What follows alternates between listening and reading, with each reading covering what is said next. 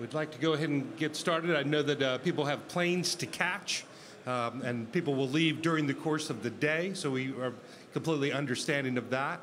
I do want to just, now that the sound is quieted down, take a moment to welcome everybody. And this tradition of the Markel Omaha Brunch, we are now in our 32nd year. And clearly, I'm reminded of a time I was at the University of Virginia, and it was a rechartering of the Beta House. And betas, oftentimes lose their charter, so there's some regular rechartering that takes place from time to time. And this particular meeting and ceremony was in the dome room of the University of Virginia, which is the high, holiest place of the University of Virginia. And the program said, the 155th anniversary of Beta Theta Pi at the University of Virginia. And one of my intelligent friends leaned over to me and said, but not all consecutive. So I'm going to say we started in 1991, and it's been 32 years, but unfortunately, due to COVID and the pandemic, we did have an interruption for a couple of years, but it is spectacular to be back in person and to see you. It's been a full weekend of running into people, the spontaneous conversations, the renewal of relationships that got interrupted. We were back last year, and I was kind of wondering what it would be like this year, and I thought, I didn't know, but from every sensation that I have, it's bigger than it was last year. So I want to thank everybody for being here and thank you for continuing this tradition. We could not do what we do at Markel without this and without you. And the gathering and the connection of the owners of the business with the managers of the business, and by the way, we're owners too, but we could not do what we do and keep the long-term focus of how we're building Markel and our goal to build one of the world's great companies without long-term minded shareholders. So this is a crucial gathering for us, and we're so glad you're here. The main thing that will happen after just a couple minutes of remarks is your questions. So the four of us are here to answer your questions. There are two microphones in a few minutes. If you'll line up behind them, and we'll go back and forth to answer your questions. The other meeting that I do want to make you aware of is in Richmond, Virginia on May 17th. Actually, it will be our annual meeting at 2 p.m. at the Robbins Center at the University of Richmond. There was some confusion about that earlier, but I just want to make sure. Robbins Center, 2 p.m., May 17th, University of Richmond, that's it, Richmond. So hope any and all of you will be there. Also, as we start, I do want to offer some special thank yous for some people who have gone to extraordinary efforts to make this weekend happen, as well as what they're doing in conjunction with the upcoming annual meeting. And I think I'm going to award the MVP award to Shannon Martin right here. Please stand up.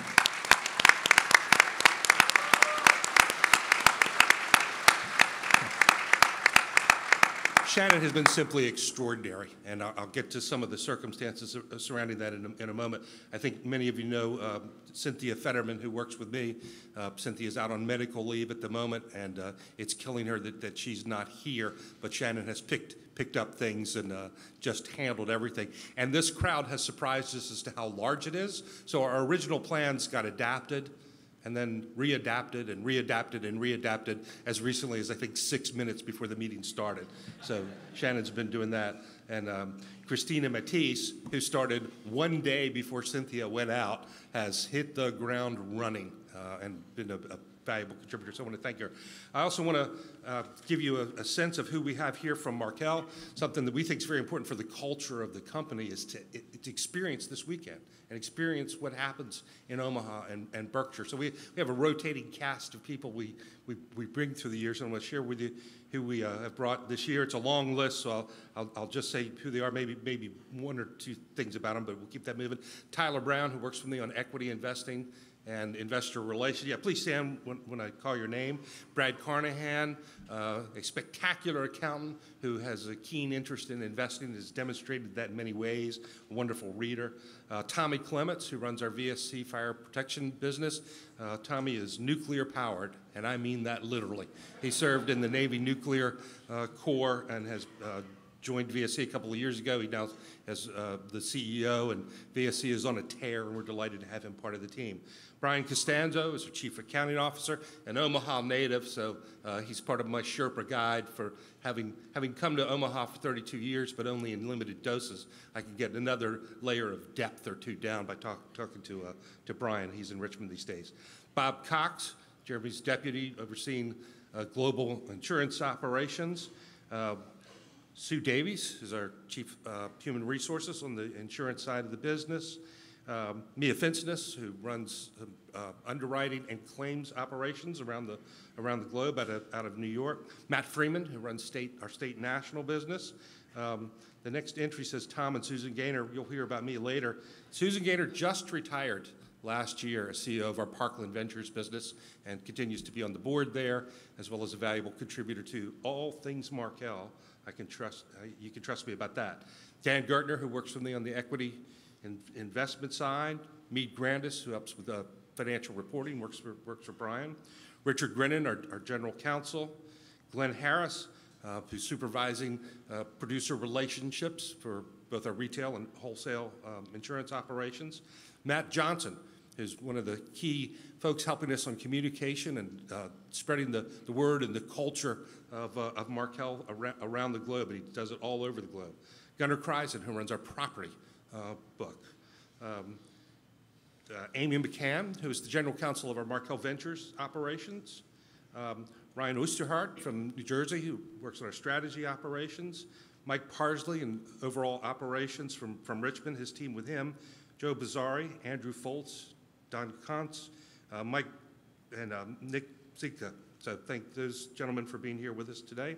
Peter Partee, who works on the Markel Ventures operations, is one of the point people working with our companies. Jason Ramirez, who does a similar role in Markel Ventures, is at Point with many of our Markel Ventures companies. Jim Spangler, who runs communications for our insurance business. Kristen Towles, underwriting officer, runs product regulatory services, keeps us square and on side with our forms and regulations with the state regulatory bodies, among other things. Dave Watkins runs finance for Markel Ventures. Simon Wilson, who runs our international business. Frederick Wolf from Germany, runs our continental European operations. Ross DeBolt, who has succeeded Susan as CEO of Parkland Ventures. His partner, Chris Pearson, who's the general counsel of Parkland. Tom Krieger from CapTech. His partner, Dennis Brown, at CapTech as well, again, Markel Ventures company. Matt Hewells, who's runs retail operations west of the Mississippi. And then the last person I want to introduce is, while he's not officially part of Markel yet, I hope on May 17th, by about 2:05 p.m., he will be, and that's Larry Cunningham, who is a nominee for director for the Markel Corporation. So please join me, the Markel team that is here today.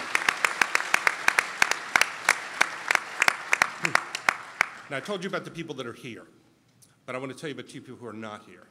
So one is my partner, Mike Heaton, who's been my right-hand man and side by side with me through the buildup of Markel Ventures. He was dragooned into working for me at one point on a temporary project, and the guy who he was working for, as I dragooned Mike and asked if I could borrow him for this one project, said, turns out accurately, well, I guess I'll never see him again. And that was absolutely correct, and Mike's been side-by-side partner with me for the last 15 years. He had a faith and family commitment today, and that comes first. So it kills him that he was not here, but those are his circumstances, and he will be back with us just as soon as he is able, and he made the choice that demonstrates the Markel style and why it is that he wasn't able to be here. So I also mentioned Cynthia, and she's not here, and Cynthia has been my partner for a couple of years and really keeps my life organized and together, and it is incredibly painful for her not to be here. So what I would like to do, on the count of three, we're going to shoot like a 6-8 second video where we just all say, "Get well, Cynthia." So everybody in on this? All right, hold on, here we go. Get this set. Hollywood quality filming here. 1, 2, 3. Get well, Cynthia. Okay, let's try it one more time, just again. 1, 2, 3. Get well, Cynthia. All right. Thank you. Thank you.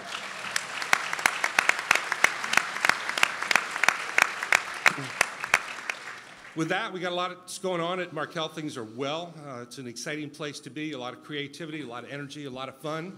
And part of that fun is answering your questions. Line up now. I'm going to offer the first question to my friend Mark Hughes from Lafayette Investments. And when you're asking your question, if you'd please say your name, perhaps where you're from, if you're a Markel shareholder or not, how long you might have been a Markel shareholder. If you're not a Markel shareholder, why aren't you a Markel shareholder? But we'll let you freewheel however you want. But Mark, if you would kick us off, and everyone, if you would just line up behind the mics with questions, we will do our best to answer them. Thank you. Thank you, Tom. Thanks for having us here. Not sure where else I go in my life where I can sit down with someone from Belgium, Finland, and the UK for breakfast and have a great conversation. So thank you. So my question is about something that we don't talk a lot about at Markel. We come here, we talk about ventures, the insurance operation, your equity prowess.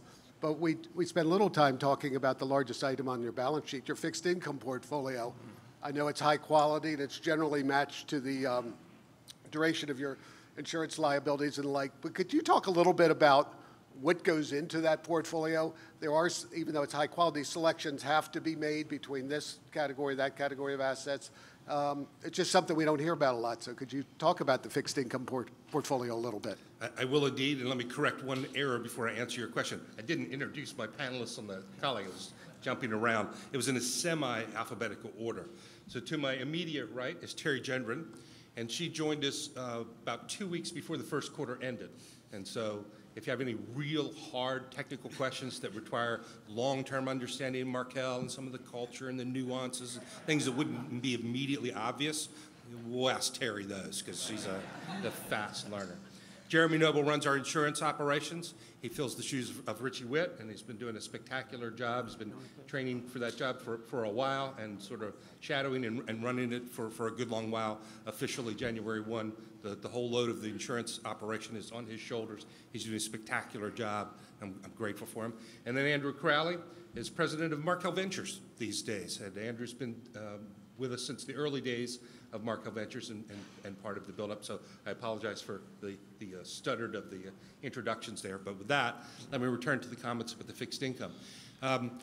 We don't talk about it very much, but had you asked me this question a year ago, 5 years ago, 10 years ago, 20 years ago, I would have answered it in exactly the same way. So what we do in fixed income is we take the balance sheet and we look at what our expected insurance liabilities are. And we think about not only the amount of what they are, but the timing and the duration of when we would expect to have cash flow needs. And we really wish to match, as much as possible, the flows of fixed income maturities to our expectation of when we make claims payment.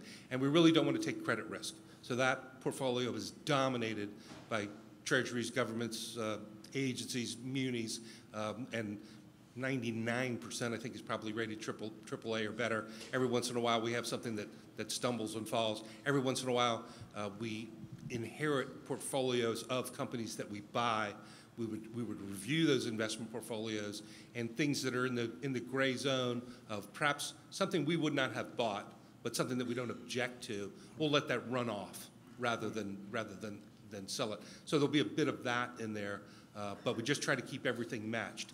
And the only other thing I would say about that is accounting leads to some distortion of what the true economics of that match looks like and manifests itself in any given quarter in any given year.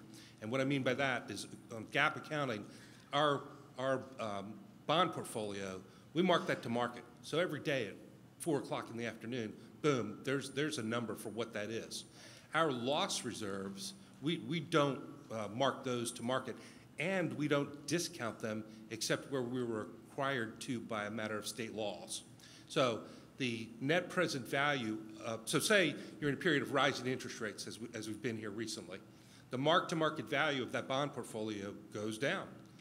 You've seen this play out with some drama, some real drama, and some failures in the banking industry driven by that dynamic. In the insurance industry, the good news is that with those values of the bond portfolio mark-to-market going down, really that means that the net present value of our ultimate insurance liabilities are going down too, and they're going down in a matched way. But accounting only accounts for this in the current period financial statements. It does not account for this on the liability side. So in our minds, we think economically, not by GAAP accounting, and we keep it matched. And I'd be happy to take that question 10 years from now, and I would predict I would answer it in exactly the same way. Thank you. Good morning. Ines Chen from Panama. I've been an owner since 2008. Thank you for hosting this event, this gathering. Question for you, Tom. We know that Warren Buffett has been Berkshire's CEO for ages, and recently Richie Witt retired. I'd like to know how long do we think, or do you think we can expect you to be our leader here? Well, thank you. I appreciate the comment. So when Richie did retire, that actually catalyzed and brought that question into being quite a bit. People ask me what my plans were. I'm 61 years old, and I said, well, I plan to work for another 20 years, and then I'm going to run for president of the United States. And I reserve the right to change my mind about that. Thank you. My plan is to work indefinitely. Pierce? Hi, Tom. Pierce Crosby from Davis. If you might indulge me, I'd like to ask two questions, if I may. The first one, very much an open-ended question. I'd just be curious from yesterday, what you sort of learned, what were sort of a new takeaway from the meeting yesterday. And the second one, more Markel specific, and building off of the prior gentleman's question here on the portfolio. One of the observations that was made yesterday was that Berkshire holds so much excess capital at the insurance subsidiary that it permits them the ability to not only invest their own capital, but a portion of the float into stocks and other companies. Markel obviously has a lot of excess capital as well, I would stipulate. Do you envision a scenario where you would ever, similarly build so much excess capital that you could in fact use some of the float to do something beyond just matching duration? Sure. Thanks. Let me take the second question first. And I think about the meeting there yesterday and some of the different questions that were asked and some of the responses. And it's hard to say which one is your favorite, because there were some different things that were favorite for different reasons. But one of the favorite things that happened yesterday was just before lunch when Buffett said, okay, we'll take the last question. And the guy who was a podcaster started out with a little bit of a message, shall we say. And he said, do you still stand by your comments that you made about the mRNA? And Munger said, yes. So to answer your question about will there come a point in time when we will not be as constrained as what we are right now in the discretion that we have over how we would allocate and make the split between equity investments and fixed income? Yes, I believe that is true, and that will happen. And in point of fact, if you were a deep scholar and student of Berkshire, like Larry here, there was a point in time when that was the case for Berkshire. And I would say the tipping point for them was when they went from being a shareholder of Geico to becoming the owner of Geico, and they tendered for the rest of Geico. That made the balance sheet a lot bigger. And at that point, mathematically, what has happened at Berkshire over the years, and it is underway at Markel, the same thing is happening with some nuance, and I'll get into that. The rate of growth in the economic value, which prior to Markel Ventures and prior to Berkshire buying Burlington Northern and some of the utility business, was very well captured by the book value and the common equity, but started to be less well described and captured by that single measurement. That would grow at a certain rate. And that rate, in the case of Berkshire and in the case of Markel over time, has measured over long periods of time been at a faster rate than how much insurance premiums grew and what the insurance liability growth rate was. So at the beginning of those two curves, if you start at the beginning, that's where you really have to be very disciplined about matching your fixed income portfolio to your insurance liabilities. And every day that goes by that you earn an underwriting profit and you build that capital, and you do that at a faster rate than what the insurance premium liabilities are growing at, you are building cushion. You're building margin of safety in order to have discretion over how you invest the rest of that. So Berkshire's been on that path for 58 years, and they have gotten to the point exactly as you described, where they have immense leeway, and they really just don't, they hold fixed income as a matter of tactical decisions where they just want to be able to write huge checks when they need to, and perhaps some mild commentary about the markets and opportunities out there, but I think it's more the former than the latter. For us, we're on that path, and I suspect as time goes by, we'll continue to have that. We actually did experience that to some degree in 2 historic episodes. So one, if you look at the 21-year data chart that we've put in every annual report ever since I can remember, you'll see our top line in the 1990s did not grow very much at all. And yet the investments per share, the market price per share, in that decade quadrupled. In the face of very little top line growth, the economic value, intrinsic value per share calculations would have quadrupled over that period of time. How did that happen? Well, that was an example. I mean, we invested the money well.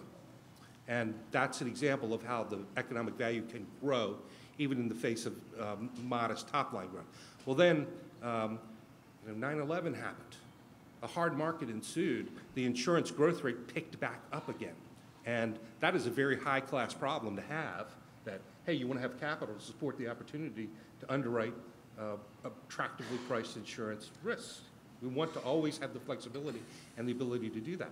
And if you look at the last 3 or 4 years for us, that's the situation we find ourselves in again, where the opportunities to write well-priced insurance business are good. So the growth rate is very high, and for belt and suspenders, conservatism, margin of safety, we'll dial up the fixed income or dial down the equity while we're in this period. Should insurance flatten out a little bit in its growth rates, that opens the opportunity for us to act more broadly and think more broadly and have more discretion on equity investments, which includes buying Markel Ventures companies. Jeremy, do you have anything you want to add on that point? I think that's well said. All right. Second question, Pierce, I think was, what did I learn? And we talked about this just a little bit last night, or teased it a little bit last night. I think one of the things that hasn't been said so far yet this morning, and did not get said explicitly in the meeting yesterday, but it really happened, and you got to observe it and see it firsthand, is again, 92 and 99 years of age, and Berkshire at 58 years of doing this. Mark, we talked about duration of the fixed income portfolio. I like duration of the management team. And there were a couple hints at that. So for instance, as another statement of that, Buffett said something along the lines, if you have really good managers and they stay a long time, you don't need a lot of them. And I invite you to think about the tenure of the people here that are on the Markel team, the people of us on the dais, the 3 generations of the Markel family, and then Richie and me, and now me. I mean, companies coming up on 100 years old, but it's only had 4 folks running it over 100 years. That is a very long time frame, and I think that's very unusual behavior and circumstances in the corporate world, and that is a huge advantage. That is a huge advantage. It's a financial advantage. It continues compounding. It continues compounding in a cultural sense, just as much as it does in a financial sense. People know what this company stands for. They know what it does, both the associates who work here, our customers, what we're doing, and those advantages compound over time. So the ability to just keep doing it for a long period of time, that's the duration to look at, not the duration of the fixed income portfolio, the duration of the people of the organization. Because when good things happen and you can keep compounding, you don't have to keep backfilling and replacing underneath that just enables something very different to take place at Markel than might be the case at a lot of the other places. Hey guys, I'm Bryce Dooley from Leroy, Illinois. I'm an individual shareholder. My question for you guys is on your 10-5-1 plan for insurance growth and profitability. In perspective of the industry and how growth can come at the expense of profitability and vice versa, similar to the banking industry and managing risk, how are you guys comfortable with a longer-term growth and profitability projection or target like that in light of risk management? Thank you. Jeremy, if you would address that. So that's a great question, and I think it's important to put additional context around the idea of 1051. So we've got Bob Cox and Simon Willis on the international side here, and in combination with Brian Sanders, who runs our specialty operations. A few years ago, they sort of said, look, what would it look like and what would need to be true if we were going to double the size of the company? And so the math kind of worked out to $10 billion of gross written premium. We've always been very focused on and disciplined around the importance of underwriting profitability. So we established that target of rough, let's think of it as a 90 combined, let's think of it as $1 billion of profit. But the reality is what we're really focused on is what would have to be true with regards to our talent, what would have to be true with regards to our product offerings, our distribution and relationships, and the way we sort of map our product offerings to our end customers. What would be true on territories and jurisdictions, different segmentation strategies, technology, digital capabilities, data, innovation, all of those. And so each and every day when we show up in the insurance side, on the global insurance, and we work towards 1051, we have a series of initiatives that are about getting the best talent and positioning them to provide the best service and the best product to our end customers. Now, we've benefited greatly from a nice tailwinds in the specialty insurance space. So we've grown ahead of projections relative to that 1051, which is great. But if you followed Markel for years, you'll know we've always said we are focused on underwriting profitability, and we're very much disciplined and of a mind that if we have to forego growth opportunities to ensure that we can meet our profitability targets, we will do so. And we talked a little bit about that in the first quarter of this year. So I'm not terribly worried about whether or not by 2025 it truly will be $10 billion. I am focused on that we maintain underwriting profits. And the reality is, even with the 90 combined target that we mentioned, if you think about the time that we put that objective out there, we weren't achieving a 90 combined. So it really focused us collectively on what would need to be true to drive towards those underwriting profits.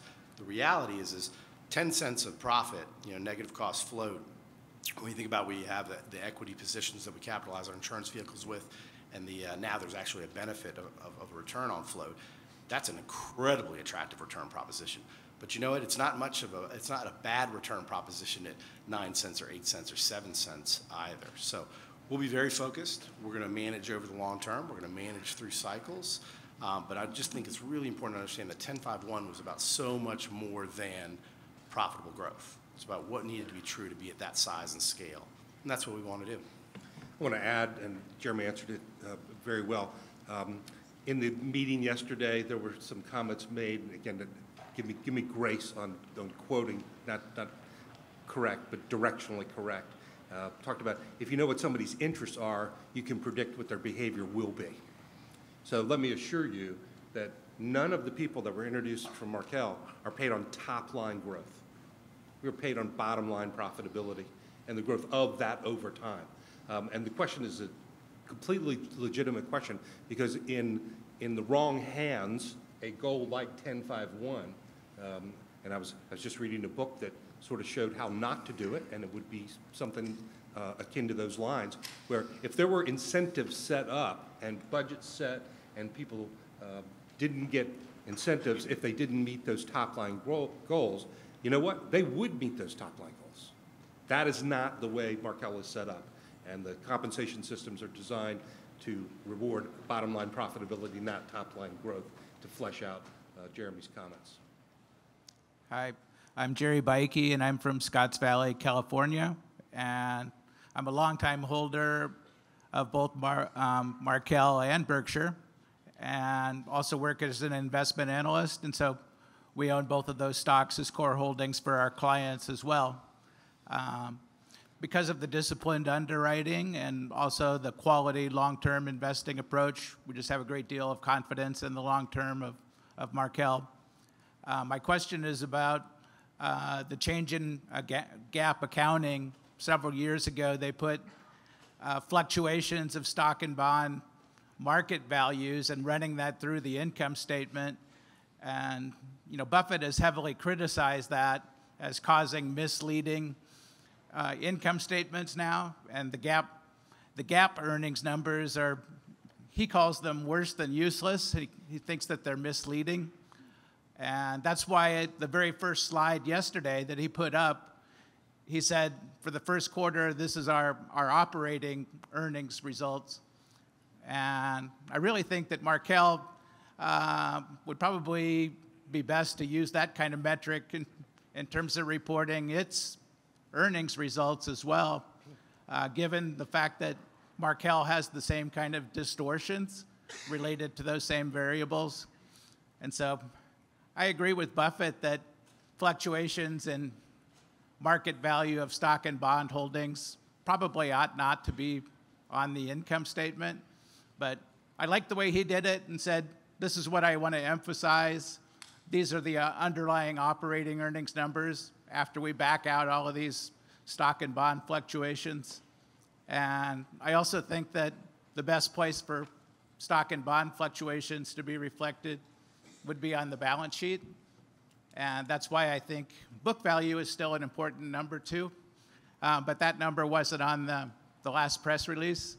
And so I'd kind of like to see operating earnings discussed in the same way like Berkshire, and also maybe book value kind of brought back. And I just wanted to hear your comments on that. Well, great. Well, thank you. And, you know, one of the things I think people should do when you're having a discussion with somebody, you're trying to communicate information and try to convince one another or have a discussion which leads to discovery, is to try to find common ground. So as I start in thinking about answering your question, we have some nice common ground. Berkshire and Markel are core holdings for us too, both as a company and personally, so we agree with that. We also agree, all three of us, you, me, and Warren, that the accounting for the change in the equity values has been distorted, and it really does belong in the balance sheet rather than the income statement. That said, we have to follow GAAP accounting rules, so we have to put it out there. If we do, we also at the same time try to tell you exactly what you just talked about. Buffett phrases it in operating income. I think we get to that number in that sort of discussion. We tell you what the underwriting profits are.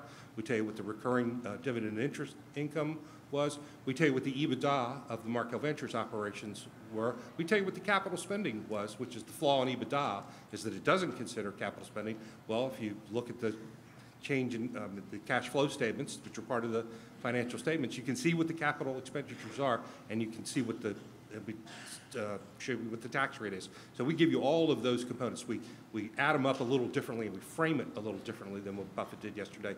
But I agree with you, and I agree with Buffett about that. The book value is a matter of internal discussion, and I'll say a couple of things about that. And I'm one of the ones who's in favor of not having it there, and I'll tell you why. So first off, in this accounting kind of conversation, it's funny. I started out life as an accountant with PricewaterhouseCoopers. I did not last long. I was not on the partner track, I can assure you of that. And I switched from accounting into investments, and some people ask me about how was that or why did you do that, and I always say, well, I'm an accountant who's more interested in dollars than numbers, and there's a profound difference between the two.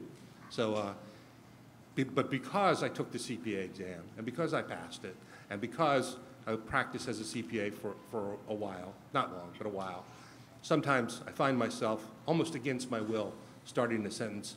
Well, you know, I used to be an accountant, and that sentence never ends well with whoever it is that I'm chatting with, because normally it's said in the context of, I don't agree with what you're saying here, and don't tell me you're an accountant. I'm an accountant too, so I'm qualified to argue this. I have noticed that Jeremy, you know, who also came up through the ranks of accounting and served, you know, as head of our internal audit along the way and as our chief financial officer, you know, he had a duty and a responsibility to file GAAP financial statements and had a history and a legacy of being, you know, an accountant.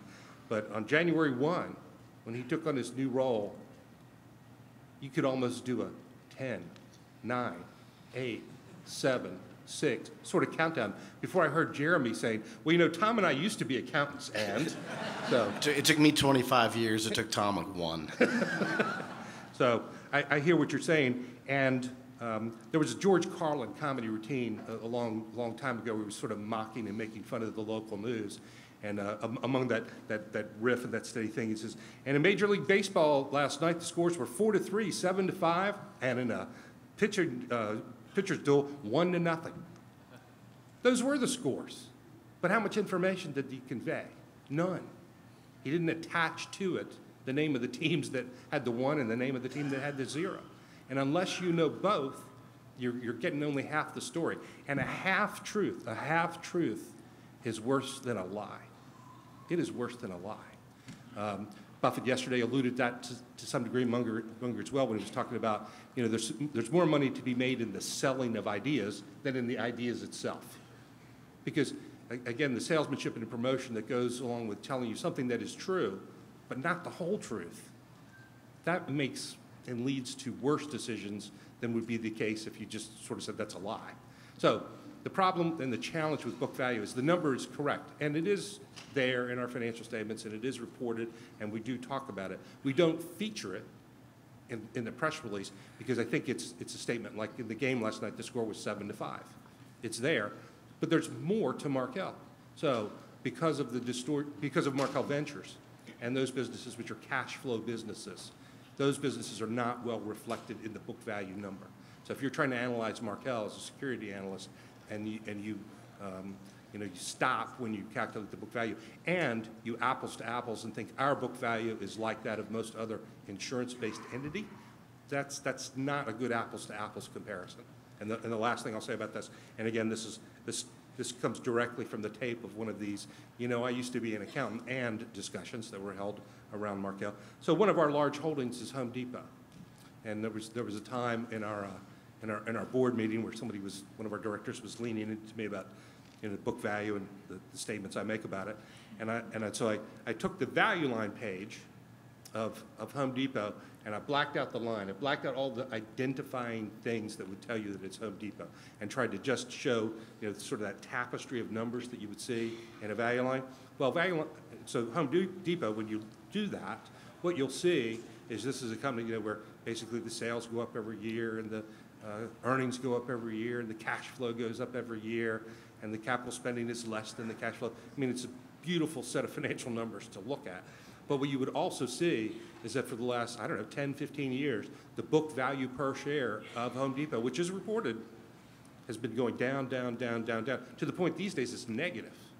Because the way GAAP accounting works is when you're repurchasing shares, you take the whole market price that you pay and you subtract that from the shareholder's equity. And if your value per share of Home Depot in the marketplace is higher than the book value, every time they do that, that makes the book value go down. Well, you would think if you're just following the conventions that book value describes growth, you would think Home Depot is a ruined, failed company. It's not. It's a great company. So you have to know what you're looking at and say, is book value appropriate? Is this a financial measure of the balance sheet or the income statement? And if you read the Markel annual report, I tried to do an essay about this with the blue and orange revenues, and last year the blue and orange capital, to try to basically say the same thing that Buffett is saying, and to be open and honest and tell you the whole truth, not half of the truth that would be contained in one set of numbers versus the others. Thank you.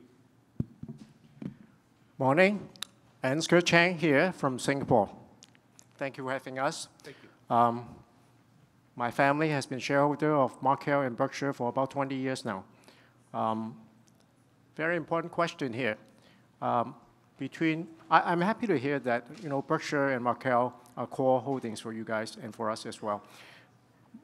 Going forward, between Markel and Berkshire, in your opinion, which one is a better investment? Now, wait. I'm sure there's a very important question to a lot of us as well. Now, because this time we came here, we've been to this meeting for quite a few times already, and this time we brought in about 20 of our friends from China here as well. So I'm trying to see how you may convince them to convert them as well. Thank you very much. Now, be very careful, because my wife, my boss, Moon, is here. So my marital integrity is depending on your answer. Thank you.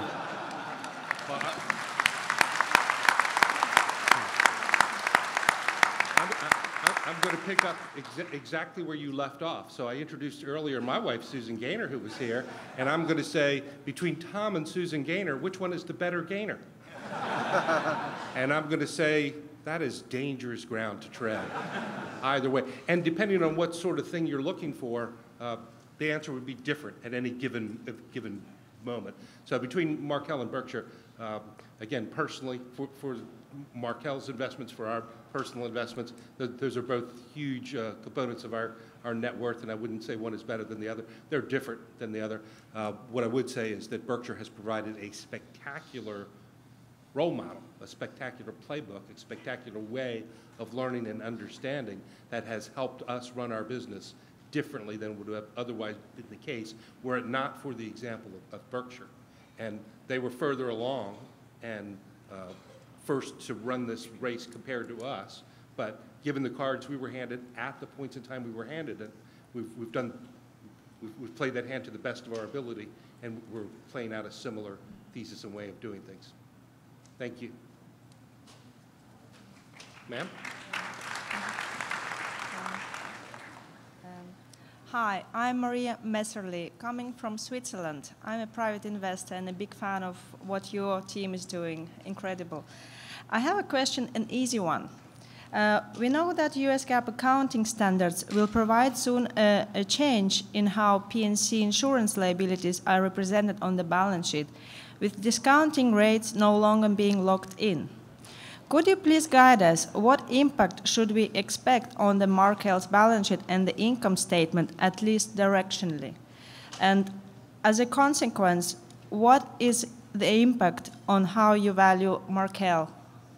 Yeah, Thank you. I'm not sure I followed the question. Jeremy's leaning in. You're So a couple things, which actually are going to impact comparability for insurance companies. So I'll break it into two components.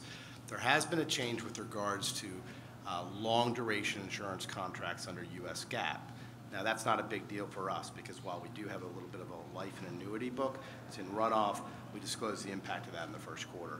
So broadly under U.S. GAAP, that's more of a life consideration.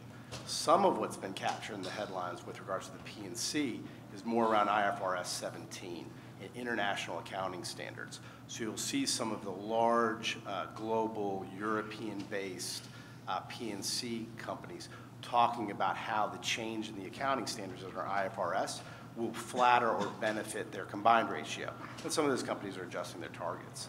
As a US GAAP company, with regards to our P&C operations, there is no change contemplated right now in those accounting standards.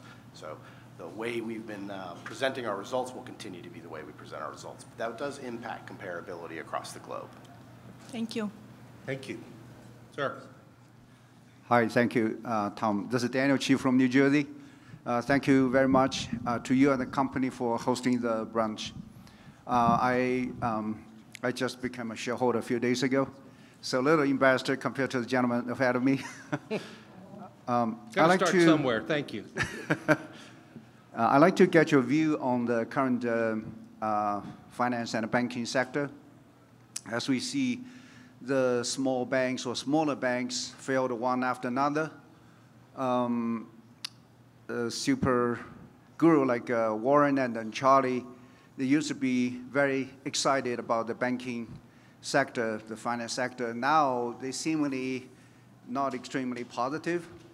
And also you see people like Chris Davis feel probably this is an opportunity, potential opportunity. So want to ask you how you and the company think about the sector. Is this a potential opportunity, or it's some people call falling knife? If the company is looking for potential opportunities, what are the things that you might feel is strength or stronger traits? What are things might you feel is a red flag, maybe ought to be watch out? Well, thank you. Thank you.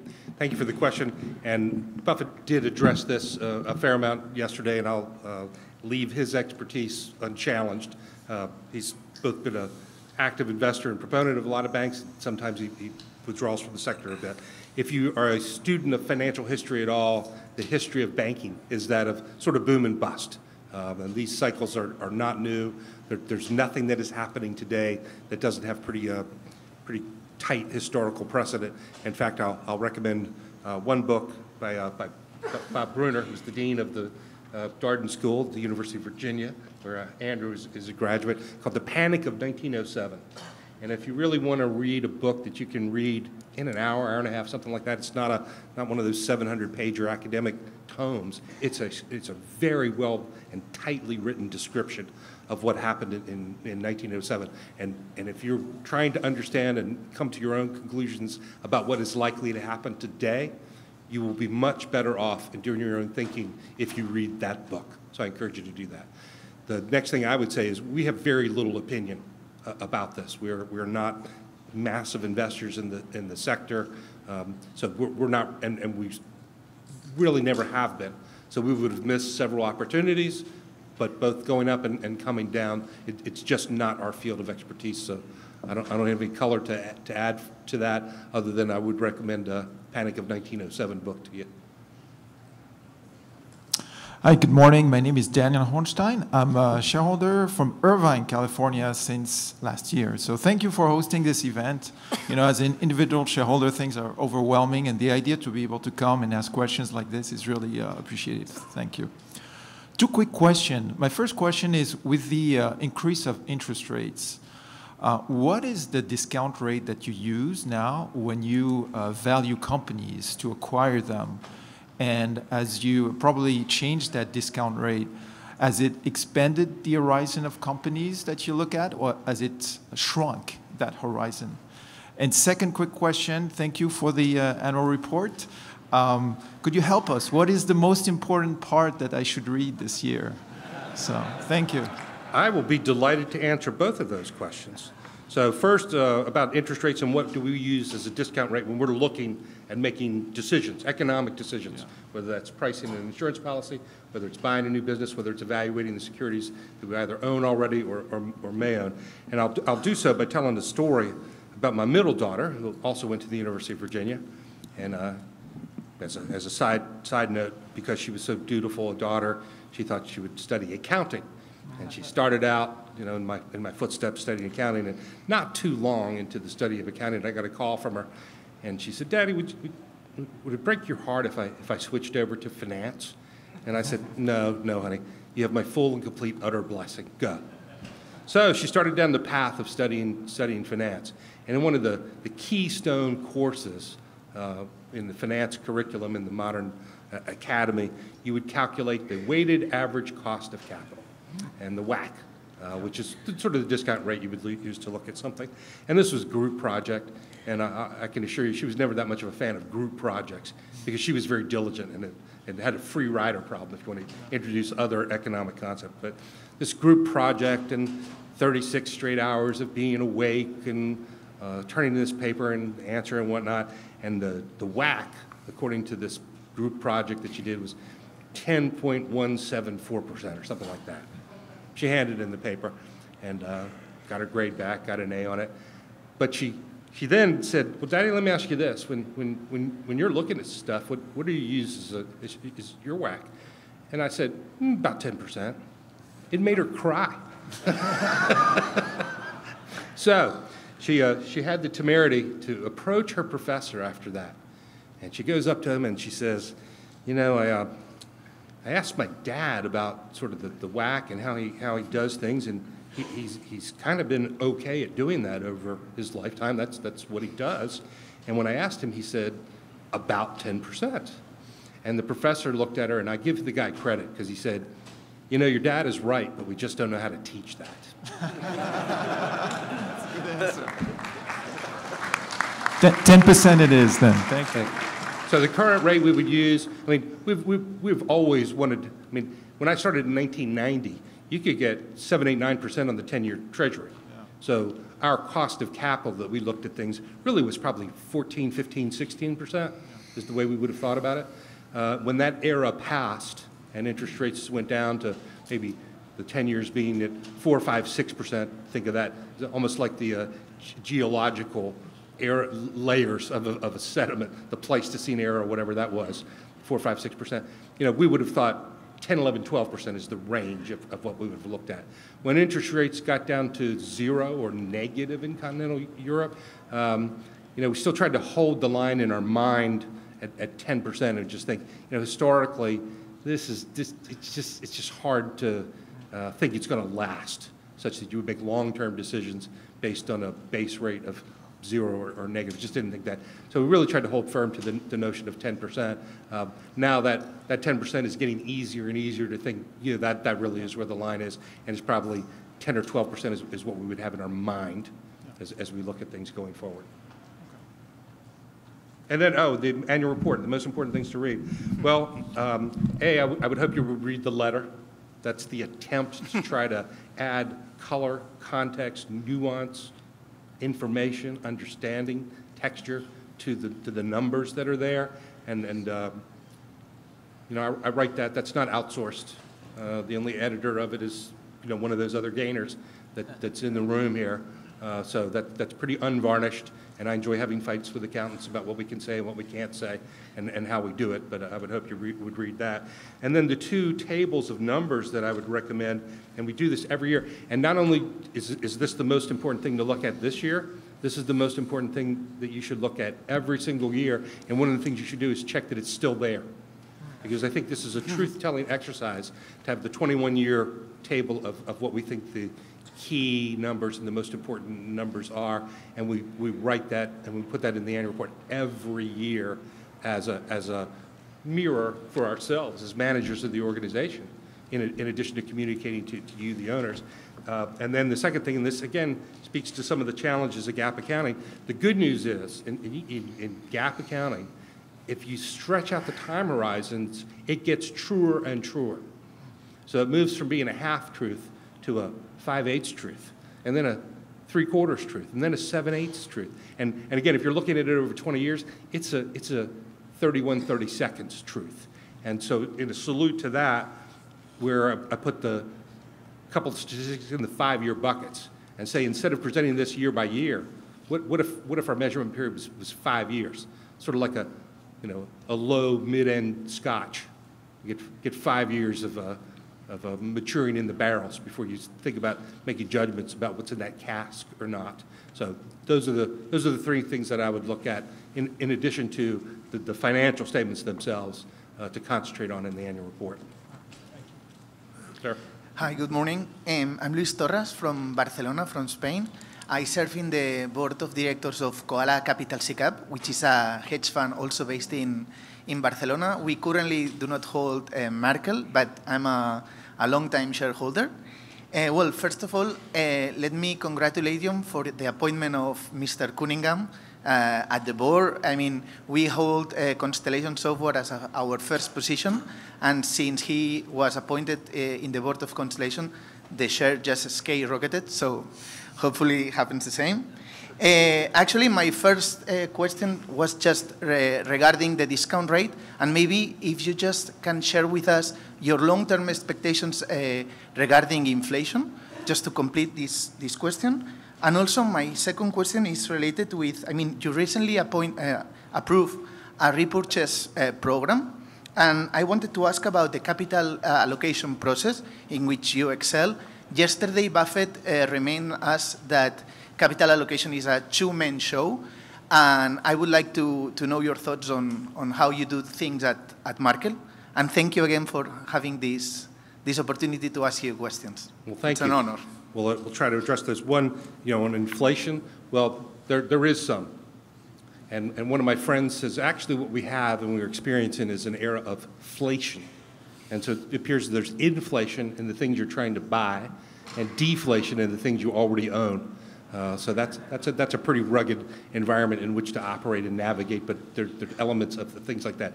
We don't try to predict that too much. We try to react to it. And I think one of the comments that Buffett made yesterday that is so salient and so on point is we don't predict, but we plan. So by virtue of the fact that we match our fixed income portfolio to our expectation of insurance liabilities in duration, that in effect is our plan to cope with either an inflationary environment, a deflationary environment, or a no inflation environment. We're economically hedged for either way because we're very suspicious of our own ability to make predictions. So we go in day by day and just continue to work the knobs and the dials to make sure that we stay matched and hedged. I think the third point was around share repurchases. Last year, I think the largest use of capital, and I'm looking at Jeremy to confirm this, if you look, repurchasing the stock was a bigger number than purchases of equity securities last year.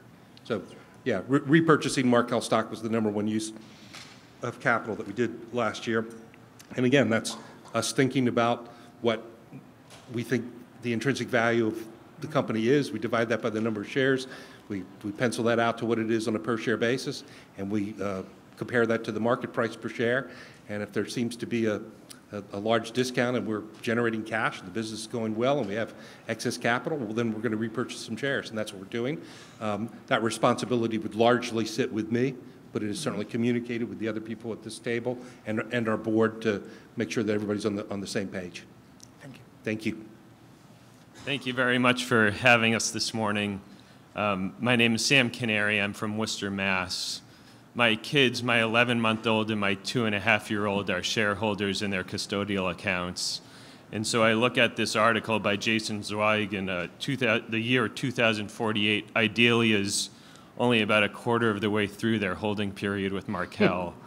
But thinking about that time frame, going out 25 to 35 years from now, curious about your vision for the 3 different engines of Markel and their relative share and contribution to Markel on that time frame, the work Jeremy's doing at the insurance company, Andrew's doing with the private ventures, and that Tyler's doing in public equities. So curious about your thoughts around their relative contributions to Markel out that far. And Andrew, a question along the same lines, something that I love reading about are purchases like See's Candy at Berkshire and hearing about these operating businesses that they bought years ago. Could you give us an example of an operating business that you own today that you think my kids will be hearing about 35 years from now, and what about that business stands out to you as a long-term compounder? Thank you. I'll address the relative contribution question first, and then I'll ask Andrew and Jeremy to opine on Markel Ventures and insurance a bit. So in terms of relative contribution as to which is going to be which, we really just don't think about that. And I would suggest to you that we won't be thinking about it in 2048, and I hope to be here reporting that fact to you at that point as a side note, or at least to your daughters. So they are 3 good, durable engines. The business of insurance has been going on since the Phoenicians or the Sumerians were sharing risk on boat hulls. It's an enduring, permanent part of a civilization and society to insure risks. And that's the legacy core business of Markel, and I think that will continue to be the case through 2048. The Markel Ventures businesses are really outgrowths of our latitude and intellectual freedom with which we can manage the equity capital of Markel. So we're not constrained just to reinvest that in the insurance business, although we often do. And any ties, because we've been in the insurance business so long, and it is, you know, the core engine of profitability and cash generation through the history of Markel. If we have people in the insurance business who have a good idea and need capital to grow, they're first in line. So I expect that to continue to be the case. With the discretionary capital that we have, we bought public equity securities, which Tyler and Dan worked with me on, and I'm still day-to-day responsible for that, and Markel Ventures companies. And which one will get bigger, don't know. I suspect between now and 2048 that will vary, but we'll always try to make rational decisions at any given point in time. What's the highest and best use of this next dollar of capital that we can allocate? Where should it go? And that's stuff we would talk about all the time. But Andrew, why don't you pick up on ventures, and Jeremy, you have comments on insurance? Sure. Appreciate the chance to talk. I feel like I'm a golfer. I'm playing alternate shot with Tiger Woods right now. So he hits all these great shots, and I just get to kind of sit here and listen. I hope your children and my children are coming to a Markel shareholder meeting many years from now. I'm an emotional guy, so hard to talk about. But my daughter's 3.5. My son is about a year. So I look forward to them being there together. I'll encourage everyone to look over your head right now and talk about something that you see. What do you see on the ceiling that may or may not relate to Markel Ventures? And it's not lights, it's not chandeliers, it's not paint, it's not ceiling tiles, it's sprinklers. And in fact, right here is Tommy Clements. Tommy runs VSC, a business that's been around for many, many decades.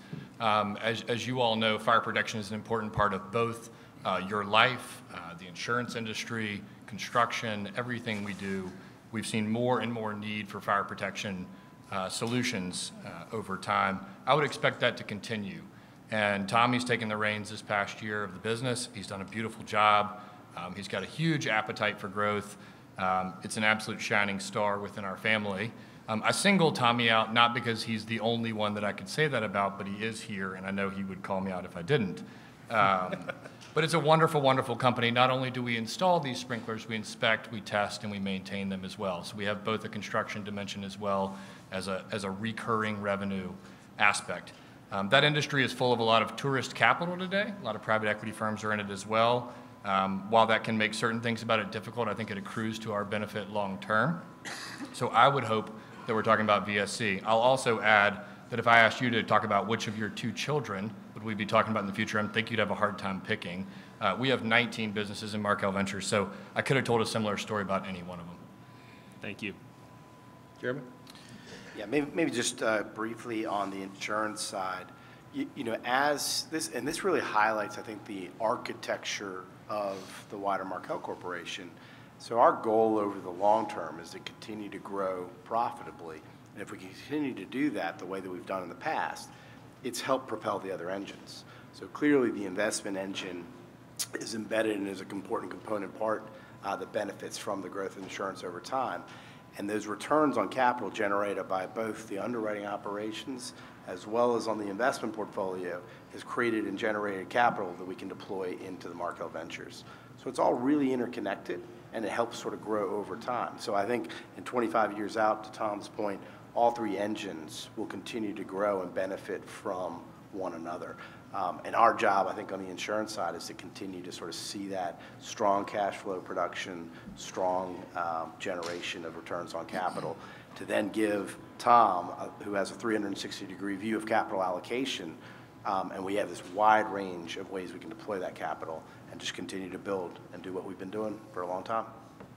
Thank you. Sir. Good morning, Tom. Good morning. Gary Lee, shareholder from Hong Kong. Warren and Charlie refers EBITDA as BS earnings. Why EBITDA is a good indicator of Markel Venture? And can you help us understand why excluding interest and depreciation is a better indicator compared to operating income? Compared to operating income, it's not necessarily superior. Those are both valid tools. Their point about EBITDA is oftentimes people who live in that world exclusively use it without accounting or talking about too much what the D is. The D is real. When you see depreciation expense, however much you add back, we might as well subtract it back out, because for the business to continue just to be maintained, let alone grow and prosper, you gotta spend probably more than what the D is, and that's their big beef, is that it gets used in sort of misleading ways. We have our eyes wide open. We talk about it all the time. There are some voices within Markel that would prefer that we didn't talk about it. But the reason that we do is that we need to be able to communicate with people who live in that world and might be selling those businesses. And every other voice they hear, compared to ours, is probably using EBITDA. And I was reminded, I was trying to talk about this with someone at one point in time.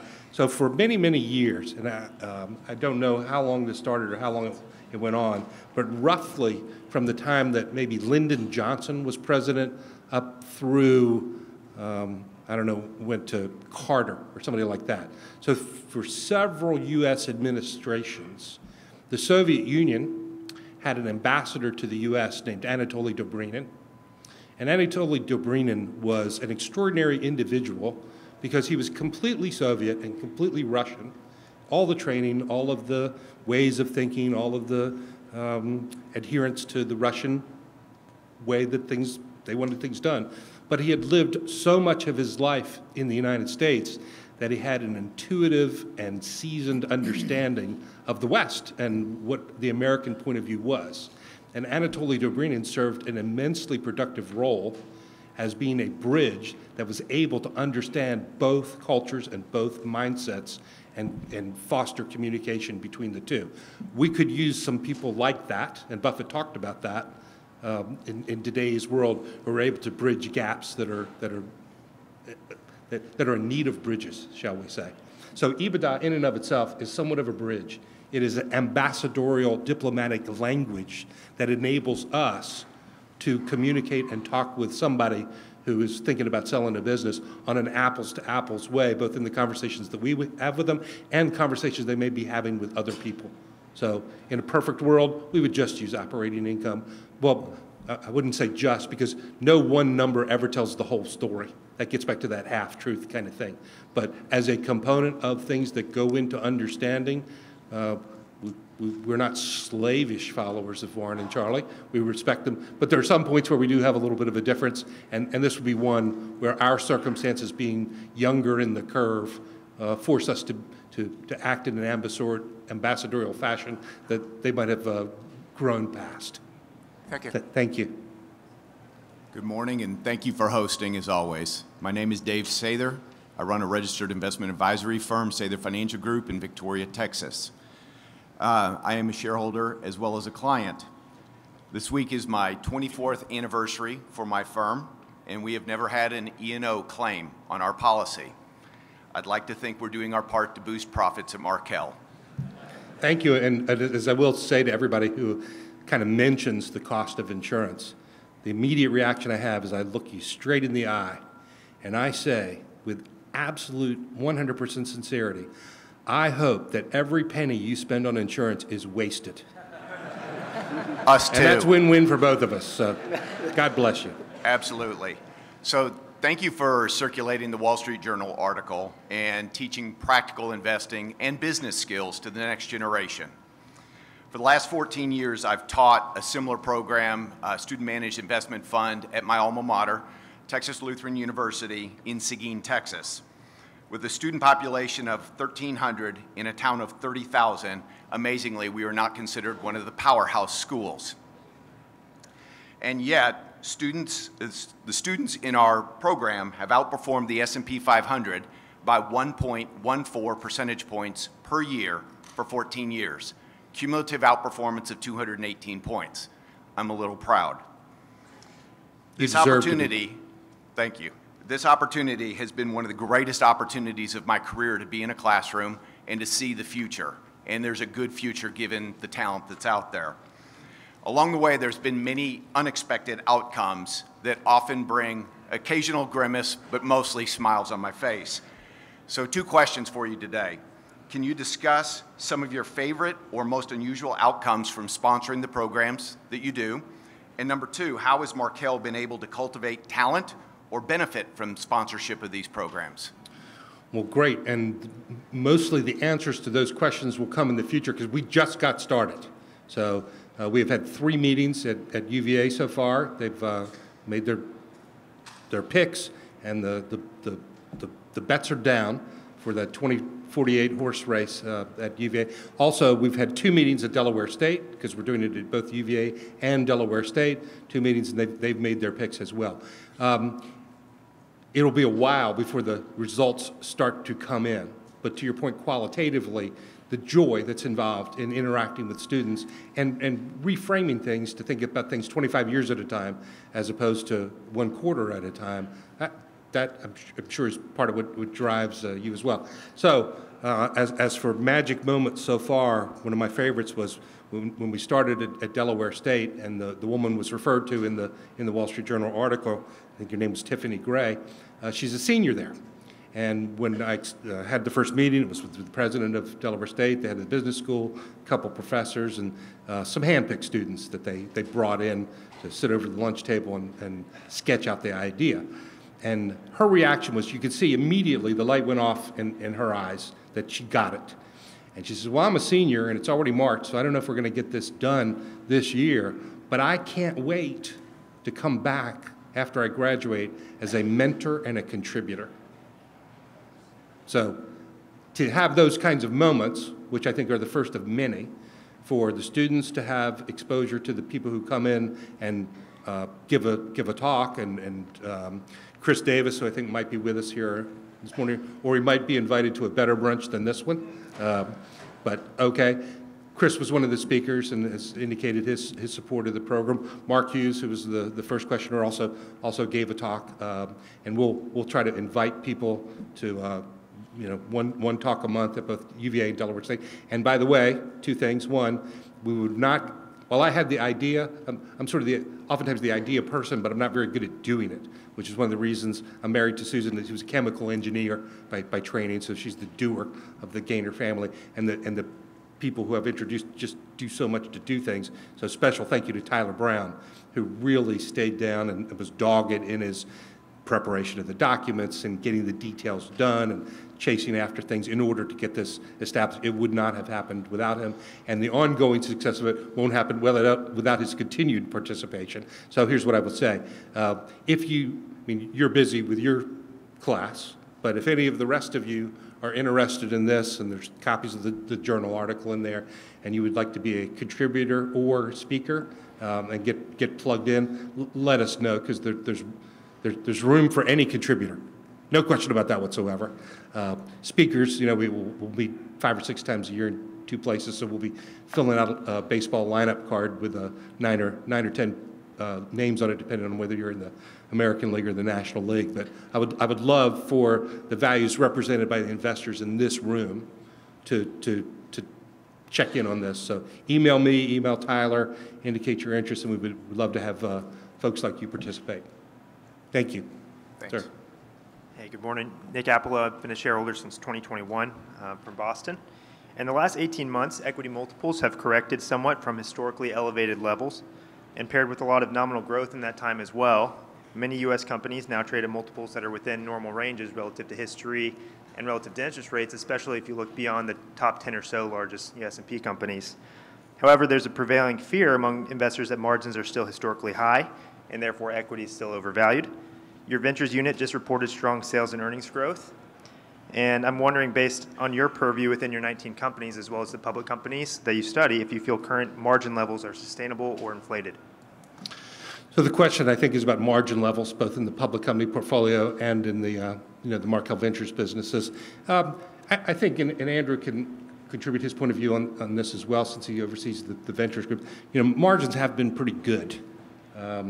And business has been white hot for all the reasons that Buffett talked about. So for the possibility that would tighten up a little bit, that seems eminently reasonable, and we would still be happy. But we also don't think about it that much, because there's really not anything we can do about it. So if we run our businesses to the best of our ability, in the fullness of time, that works out just fine, and we really don't worry too much about the interim months and quarters between here and there. Andrew? Not much to add here, other than I think it does depend by the industry and by the company. Certainly, you can imagine a world where if you bought commodities as prices escalated, you work towards charging your customers a fair price. As commodity prices have come back, you've seen some industries that have had a benefit there. Other industries have had the opposite. So it's a mixed bag, but business has been good. Yeah. Great. Over there. Thank you. Gunnar Peterson, individual shareholder from Cape Cod. Thanks for having us. I've been coming since maybe 2005, and it's great to be here. I have a question for the investment side of the house. Tom, long time ago you talked about your silver medal strategy in different environments, inflation, deflation, and sort of being second best across all weather, if I'm summarizing that correctly. Now that we're maybe in a different cycle, Howard Marks called it a sea change. I was struck yesterday, $100 billion earning nothing doesn't sound like too much, but $100 billion earning 5.9 doesn't sound that bad, actually. So I'm just a tech guy. I see different cycles. I'm not as smart as all the investors here. But in the tech world, every day there's BlackBerries everywhere. Then the next day it's iPhones everywhere. How do you think about your investment strategies across the different cycles, and maybe particularly the cycle we're maybe in now? Thank you. All right. Well, thank you, and I'll try to answer it to the best of my ability. First off, on interest rates, every 100 basis points in interest rates right now, given our cash position and liquidity, is worth close to $200 million of recurring annual cash flow to us. So I feel pretty good about that, and that's both the hedge and the sort of the residual effect of interest rates going up sort of puts beans in the jar for us, which we will then get to make choices about how to allocate it. We typically don't think about sectors.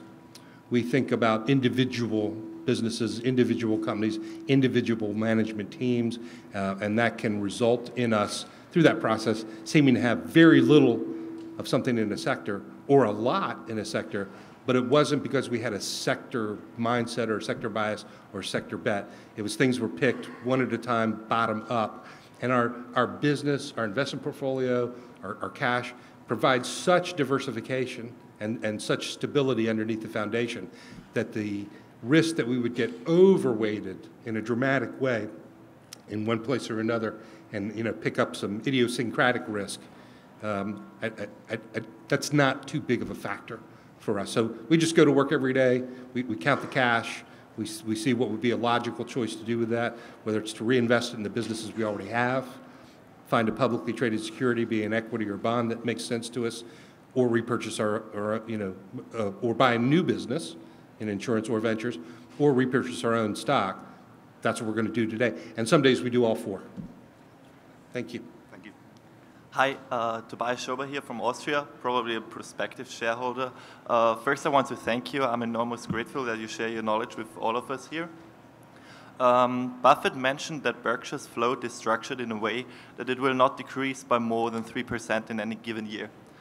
My question is if Markel is similarly structured, and also due to the possible advent of autonomous driving, if that threshold could be crossed at Berkshire. Yeah, I would not want to put a hard number on it, either for Markel or as a Berkshire shareholder, as to what I would predict them to do at any given point in time. We will do our best, and we have been structured so that those kinds of numbers probably do make sense. One of the things we would have control is policy sizing and limits to make sure that there isn't a withdrawal and float through a catastrophe event, and I'd feel comfortable, again, not putting a hard number on it. Jeremy can chime in if he wants. But if you look at the long-term history of Markel since it went public in 1986, the float number chart has been up and to the right. So I would hope you would draw the conclusion that the actions and the behaviors we do on a daily basis are designed to keep that float moving up and to the right, and we're doing our level best to keep that as the case. And there has been no instances in the past, including some really tough natural catastrophe years and some things that we executed less than perfectly, way less than perfectly, but still that line is up and to the right. Thank you. Hi, thanks for having us. My name is Jason Chu, originally from Beijing, currently lives in Canada. So my question for you is, so for us shareholders, I think currently you're kind of in the sweet spot, right? You have like long enough track record, you've proven yourself, but at the same time you're still small enough where like if let's say a $2 billion opportunity comes up, it still means a lot for an $18 billion company. So like you still have like 20 years until you run for presidency, right? So for the next 20 years, how do you think about like your opportunity? On one hand, I can see like the scale will help you. There's certain, let's say, underwriting opportunity you can take on, and even for a company, there's certain acquisition you could make. But at the same time, like, do you think there will be a point where it hinders your ability to like invest in small cap companies? Right. So just like in the next 20 years, how do you think about that? Right. Well, I would say like most things, the increase in scale and size of just anything you look at around Markel has both good things about it and bad things about it. And by the way, I would prefer to deal with the challenges of scale rather than be stuck at a smaller part and have perhaps more opportunities but less throw weight to pursue it.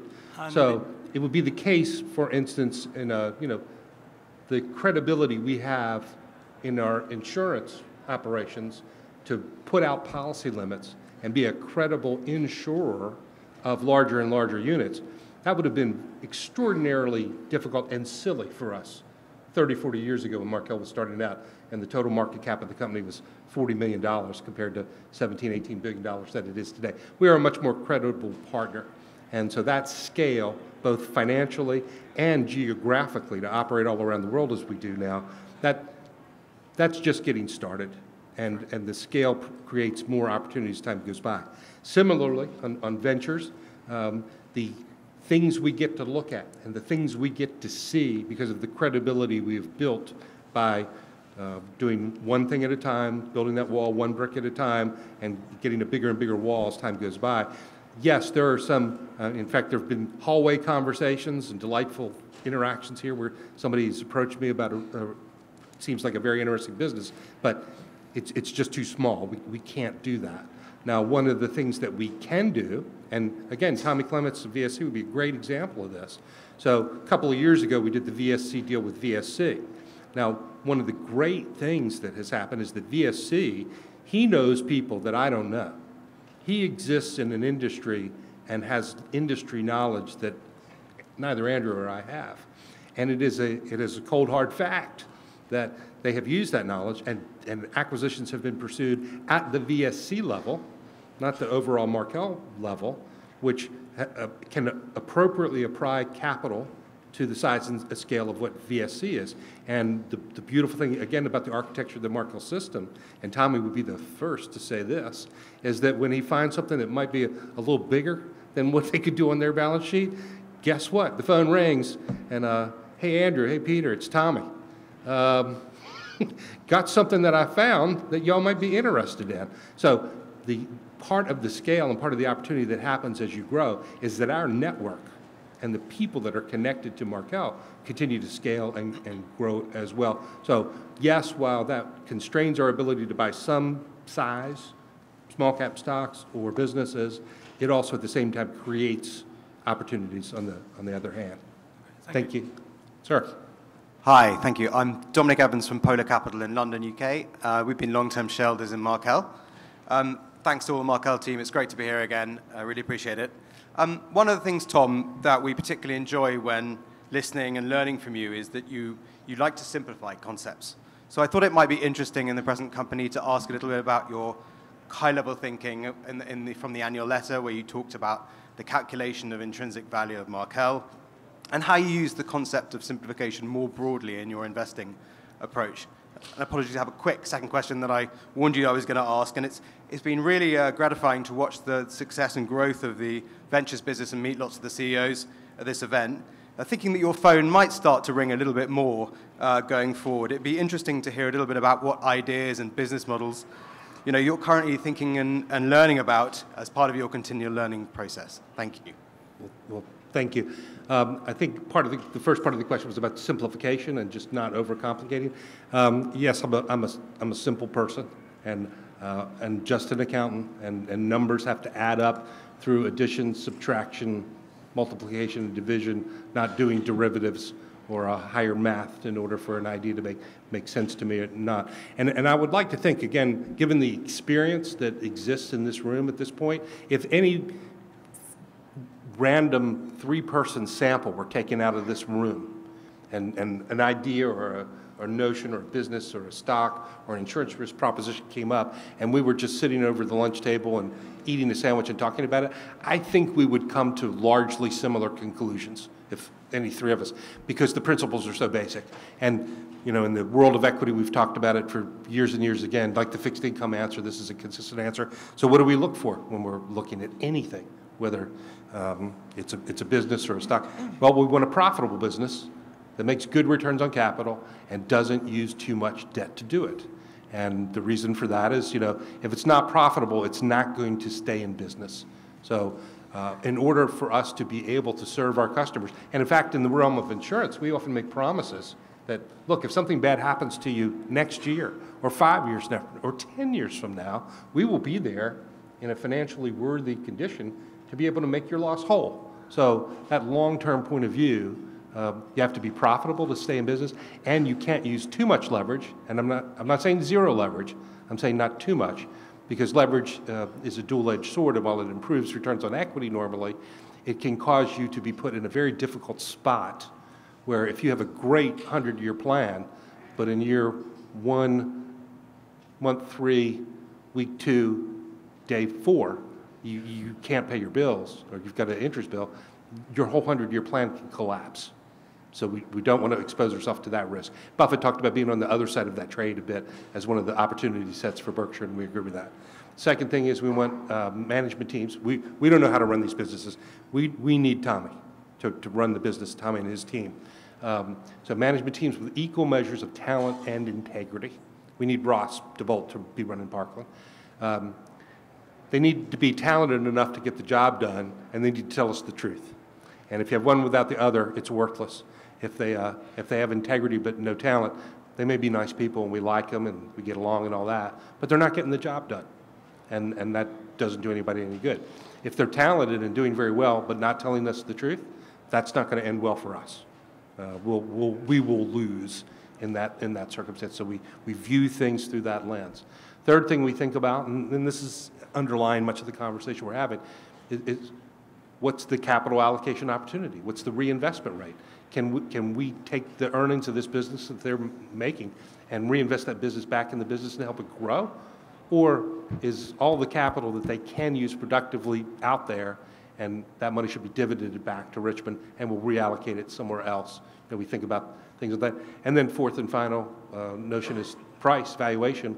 What do we have to pay to get that? How much will we be paid to accept the insurance risk for putting ourselves on the opposite side of that circumstance? Those four lenses govern absolutely everything. Andrew, I don't know if you want to chime in on anything that particular is showing up from phone calls or whatnot, but. I mean, I'd say the businesses we're trying to study the best are our own. We've got 19 of them. They're across a broad array. We've talked about Tommy a lot, but with Ross and Chris there who run Parkland, they operate about 50 manufactured housing communities across the middle of the country and eastward.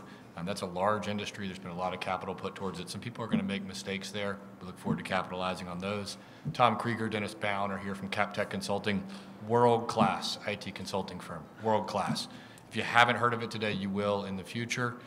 These guys know unbelievable folks in the world of technology, unbelievable folks that have the coding skills that businesses need today. They know that business very well alongside all their partners there. Again, we can tell that story 19 times over. I'd say I'm much more interested in learning from them and finding opportunities to grow with them than I am others. That said, everyone in this room also knows wonderful businesses. You guys are trusted friends of Markel. We look forward to hearing from you. Thank you, sir. Robert Hogg, Skydance Capital, and I have a little side job at NASA. Thank you for hosting us this morning. Very kind. I was really intrigued by Mr. Buffett's thoughts yesterday on the Activision Microsoft situation, and I think I noticed you all jumped in a little bit more on that in February. So curious your thoughts. I understand it's a current position, so even more importantly, if you have general insight in how you look at A&M opportunities, that would be great. Thank you very much. Thank you.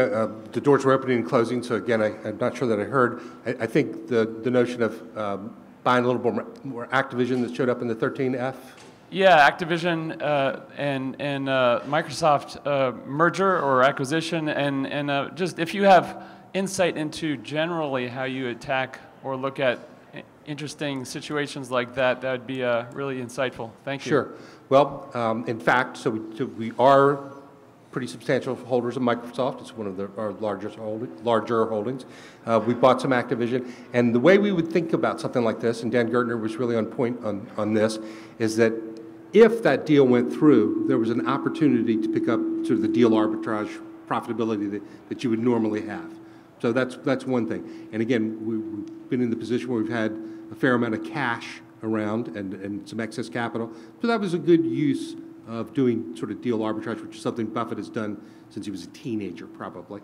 If it didn't go through, which is the circumstance we find ourselves in right now, what Dan's argument was is that Activision is a fine business, even in and of itself. So there are some deal arbitrage situations where, you know, if that deal falls apart, boy, you're really left holding the bag, and that didn't work. Whoops. But in our case, for us, we don't do a lot of this at all, just a little bit around the edges. One of the filters we would use is, look, if this deal doesn't go through, are we going to be happy with what we own anyway? And would the disruption in the deal falling apart create a subsequent opportunity where we would be more likely to be buyers than sellers of the thing that's going down? So that would be the color that I would add. Thank you again. Sir? Hi, I'm 17 from Detroit. I run a student-managed fund with about 52 students across the country. And just on behalf of the team, we had an idea for a question on, this is not directed to anyone specifically, but on your guys' stance on efficiency and implementation of AI.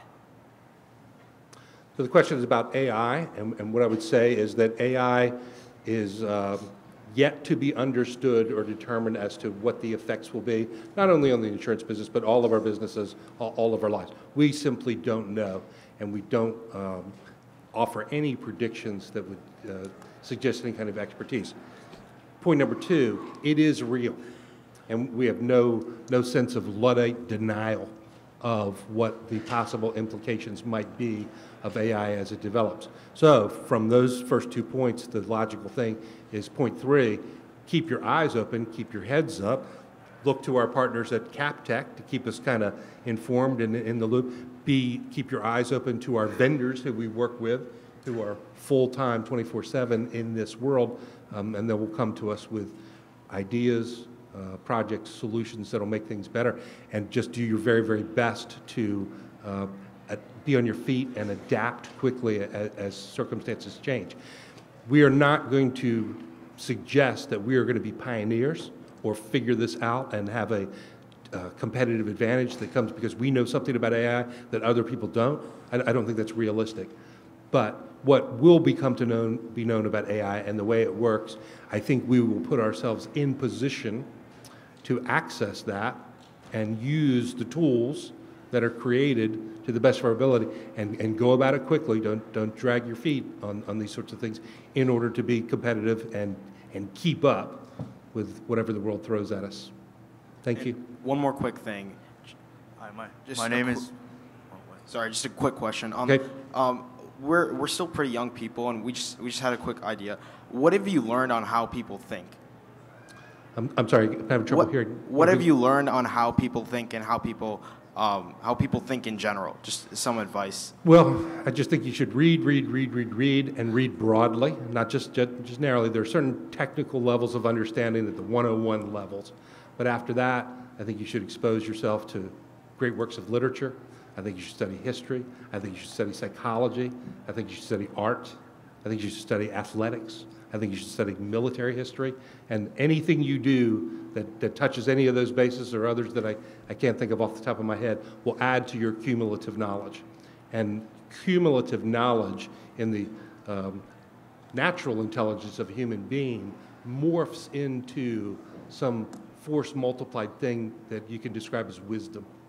And Charlie Munger is a spectacular example of exactly that, where someone who has just devoted his life to studying, and because of that, sort of anything that comes at him from any angle, anywhere, any discipline, he has some frame of reference to make a judgment about it. And one thing he did, so in your age that you spoke of, when he was starting out as a young attorney, and he worked for the law firm, and he had fiduciary responsibility to his partners, he actually bought 1 hour of time a day, so a billable hour, he would bill himself for so that he could study and read and learn for 1 hour a day, invested in himself, and not shirk his responsibility to the firm.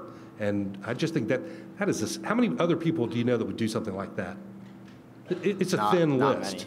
So, but his point is investing yourself in broad disciplines and in broad brushes has ended up compounding into somebody we all honor and revere and has done so much for so many for so long. Thank you. Mr. Gaynor. Sir. My name is Warren Wang. I'm 14 and in middle school. I was born in Hong Kong and I moved to California 7 years ago. My dad admires Warren Buffett so much that when I needed an English name for US, he gave me the first name Warren, and I agreed.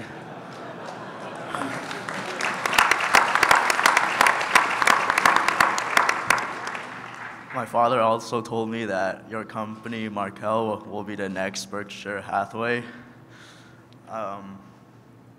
Warren Buffett said, start early is the key to success. So can you give some advice to teenagers like me about starting early, investing in early age? Well, I'll tell you what, since you were named Warren by your father, you do your best to live up to being named Warren, and we'll do our best to being sort of described as the next Berkshire, and I think it'll work out well for both of us. But the answer to your question is really the same answer I gave the other fellow just now. That notion that at your age, to take an hour a day, as Munger measured it, and my sense is that the hour of the day was minimum for him. It really was more than that. But to read broadly and to study things that you think are maybe not interesting or dull or boring, but to be able to know something about history, to be able to read literature and develop muscles of empathy. Because one of the great things, and again, here's a disagreement I would have with Charlie. He doesn't recommend novels so much. Thinks reading fiction is not that productive a use of time. And who am I to argue with him? Although I would suggest that I have novels and fiction in my queue of reading, because when you're reading a novel, I think you're training a muscle. And that muscle is seeing something from somebody else's point of view.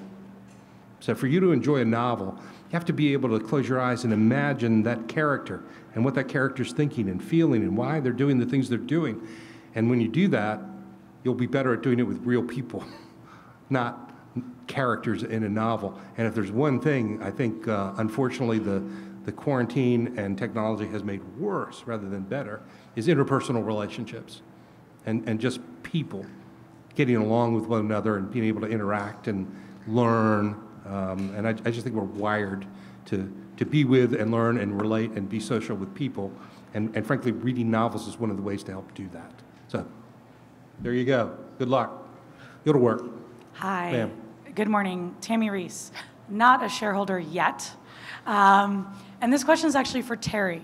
So Terry, I just looked at your resume, and you tend to spend around 8 to 12 years somewhere. So I assume by joining Markel, you're intending on spending the next decade or two with Markel. And so similar to long-holding shareholders, what would you say is encouraging you to invest your time of the next decade or two or 21 years in Markel style with this corporation? And then on a similar note to what Tom just mentioned, he mentioned earlier that his wife reviews his annual letters. And as the only woman on the panel, what are you doing to build empathy and diverse voices and to elevate those diverse voices and opinions throughout Markel so that you can see the world from other perspectives, especially as Markel increases its international footprint? So let me make a couple of comments on that. The first I would say is that there's no real magic to how long I'm with the company. When I first looked at coming to Markel, I thought about my experience, and I have spent quite a few years in companies with diverse holdings, and so I felt like Markel was a natural fit. I wasn't looking at what Markel was doing and how long I would want to stay at Markel.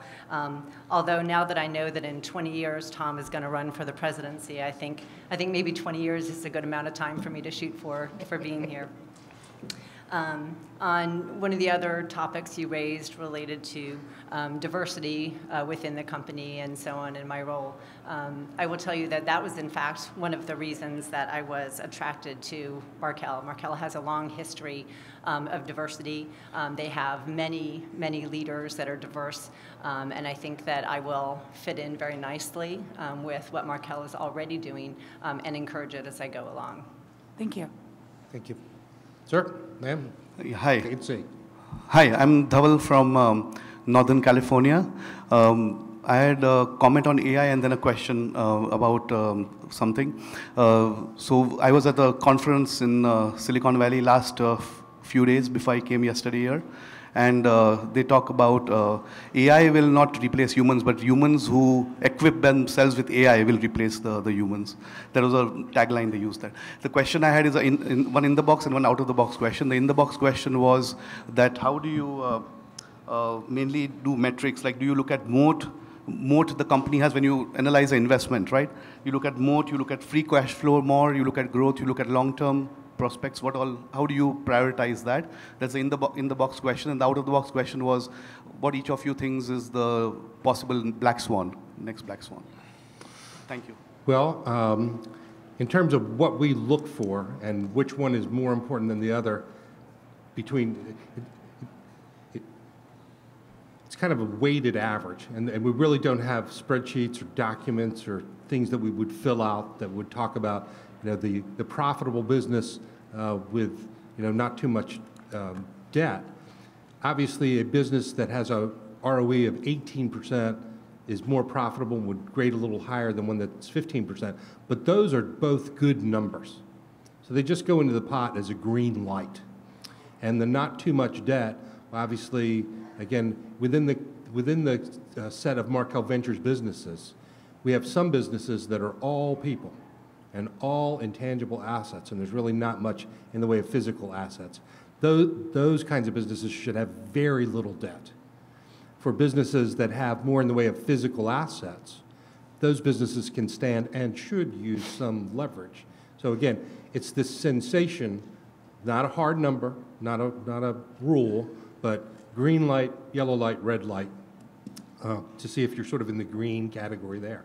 Then the reinvestment opportunity. So for instance, to get back to that first example of some business that's reporting an 18% ROE versus a 15% ROA, two things. One, as a failed accountant, I am going to look and try to make my own sense. Do I believe that 18?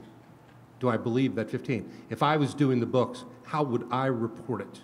Because oftentimes that will yield a different number than what's publicly out there. So again, I would add that filter. And that would be looking backwards. And what you buy when you buy something is the future earnings, not the past. So I would make a judgment about what I thought things were going to be in the future, informed by the past.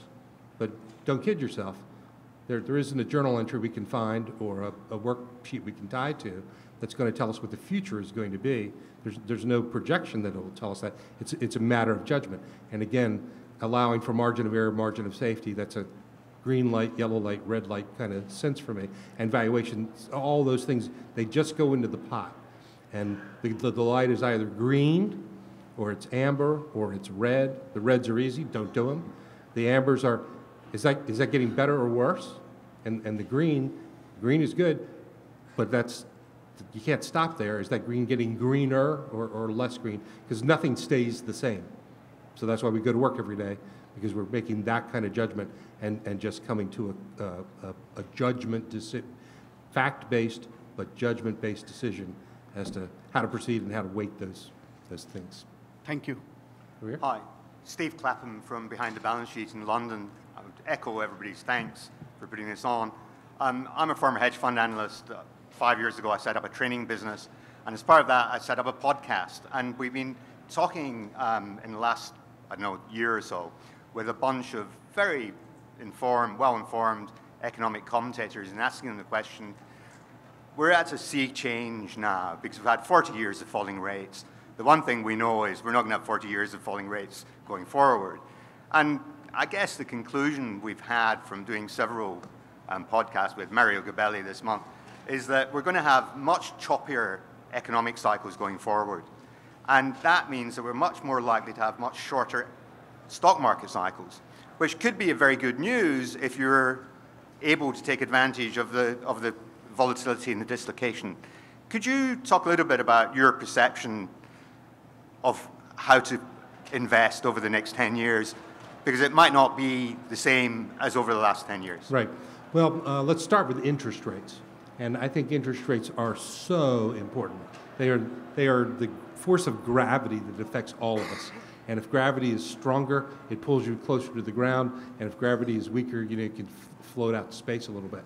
So there's no one less than 60-some years of age who has experienced and lived and worked in an era of high and persistently rising interest rates. So you can read about it in a book all you want, but there is no remaining, there's very, very little remaining practical experience of people who have firsthand experience in operating in that kind of a market. And I do think it will be different than what it was in the era of falling interest rates. Now, mathematically, I talk about interest rates, and I had this conversation with our board. I think of interest rates as an inverse form of curfew. So think about it. When Susan and I graduated and bought our first house, I think our first mortgage was at 14 or 15% or something like that. And think about that as sort of the equivalent of having a curfew of 6 p.m. So if you're a kid and you come home from school and you maybe play for a little bit outside and you come in and you eat dinner, it's already past 6 p.m., you can't go out. Nothing bad is going to happen. But if that curfew goes to 7 or 8 o'clock, well, maybe now after dinner you had a little bit of opportunity to go outside and see your friends and whatnot. And, who knows? Probably nothing really bad is going to happen, but it could. If that curfew goes to 10, well, you've widened the aperture on what could possibly happen. If that curfew is after midnight, well, anything can happen. The comedian Chris Rock used to say when we all used cash, he thought that ATM machines should be shut down at midnight because there was no good that could come from withdrawing cash from an ATM after midnight. And to some degree, that describes our financial markets of the last 30 or 40 years.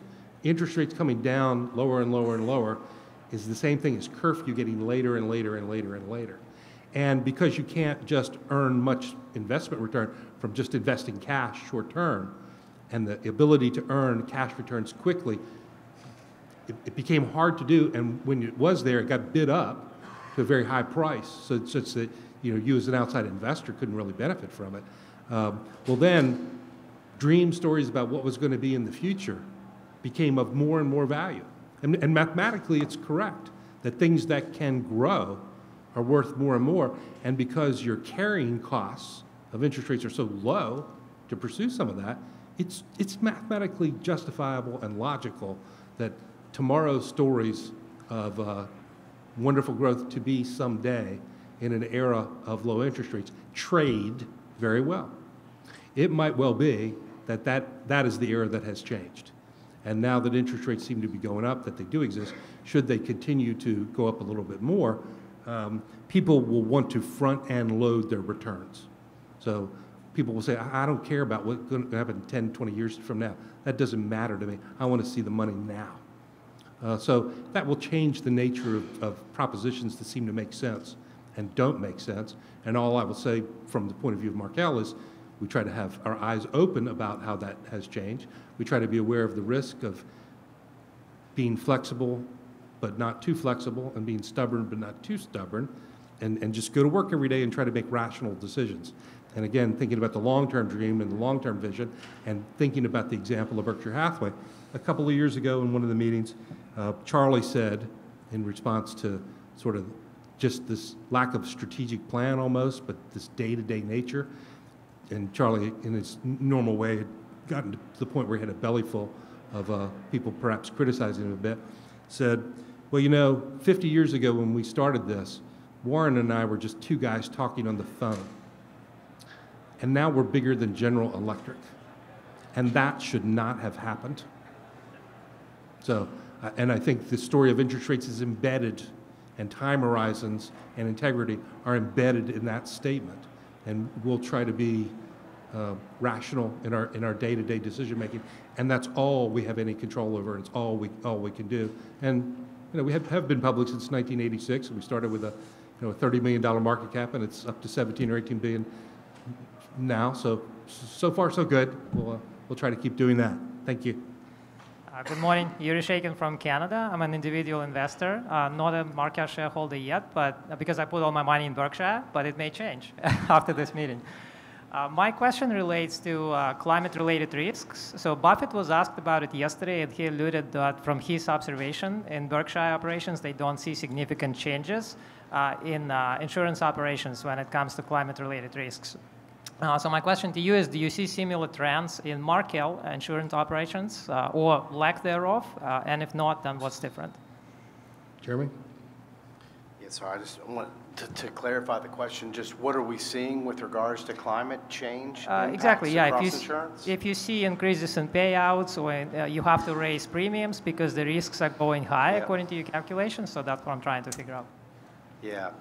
Well, if we look at the period from 2017 through last year, 6 years, 5 of those 6, the industry faced aggregate insured losses in excess of $100 billion. Period of 2000 to 2017, I think that happened twice. So there's no doubt that we've had a period of elevated losses. Now, I think what has happened is the investment, certainly what we've been focused on, and particularly we really focus on property catastrophe risk through our NFILA insurance-linked securities operations. We've been investing heavily in, I would say, the science of risk. So really starting to model for and incorporate elevated amounts of price increase associated with climate change, thinking about non-modeled perils, thinking about secondary perils, and the industry's been grappling with this issue. And so you see that now. There's a lack of capacity. There's a lack of new capital flowing in. There's a real sort of constraint, and that's put a lot of price increases into the space. So from where we sit with regards to thinking about that risk, we've been managing volatility and our exposure to volatility to property cat widely. And then at the same time, we've been building, I think, better portfolio construction around more of a sense around the transparency of pricing and how we think about the various elements of catastrophe risk to drive what we think are actually very compelling risk-adjusted returns. So I think from what you'll see, and you've seen some of this and heard some of this, some of the larger P&C players, they're leaning in a little bit to the property cat space because I think there's more of a sense that we're pricing for some of that unknown at a point that drives a little bit better risk proposition. We'll see what the longer term averages look like, and we'll see sort of how this year and beyond plays. But I think right now there's been a lot of work across the collective industry, as well as for us across our businesses, about how to address climate and beyond. Thank you. Sir? Hi, everyone. My name is Graham Rhodes. I'm from Hong Kong. I think my question is going to riff off the last one.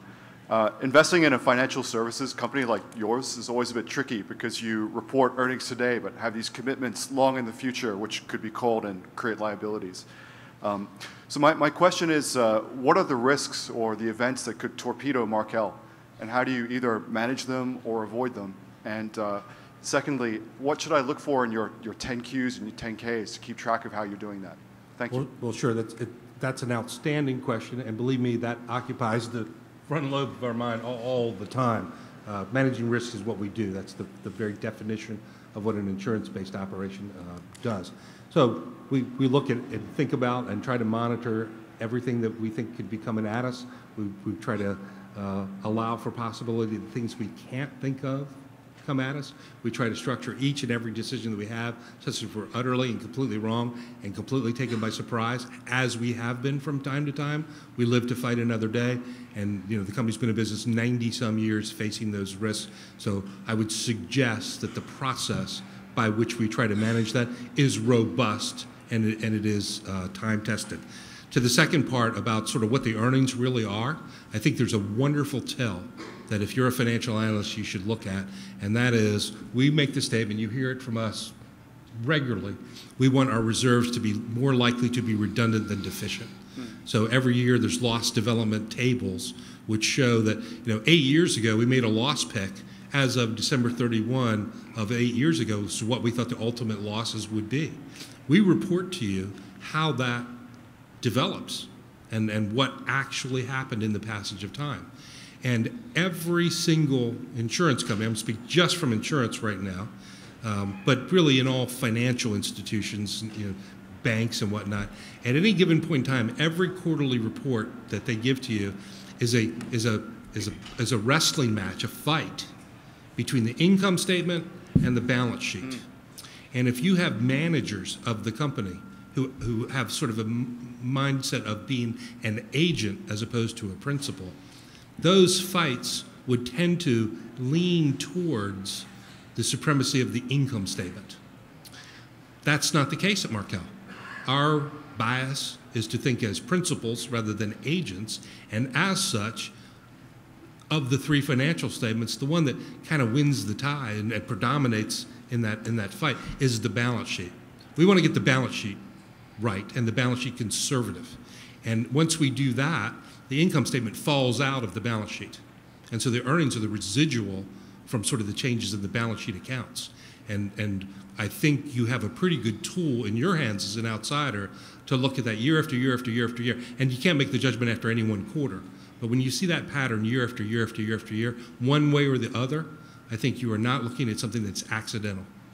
The management team has told you by their actions what matters to them the most. Thank you. That's really helpful. Thank you.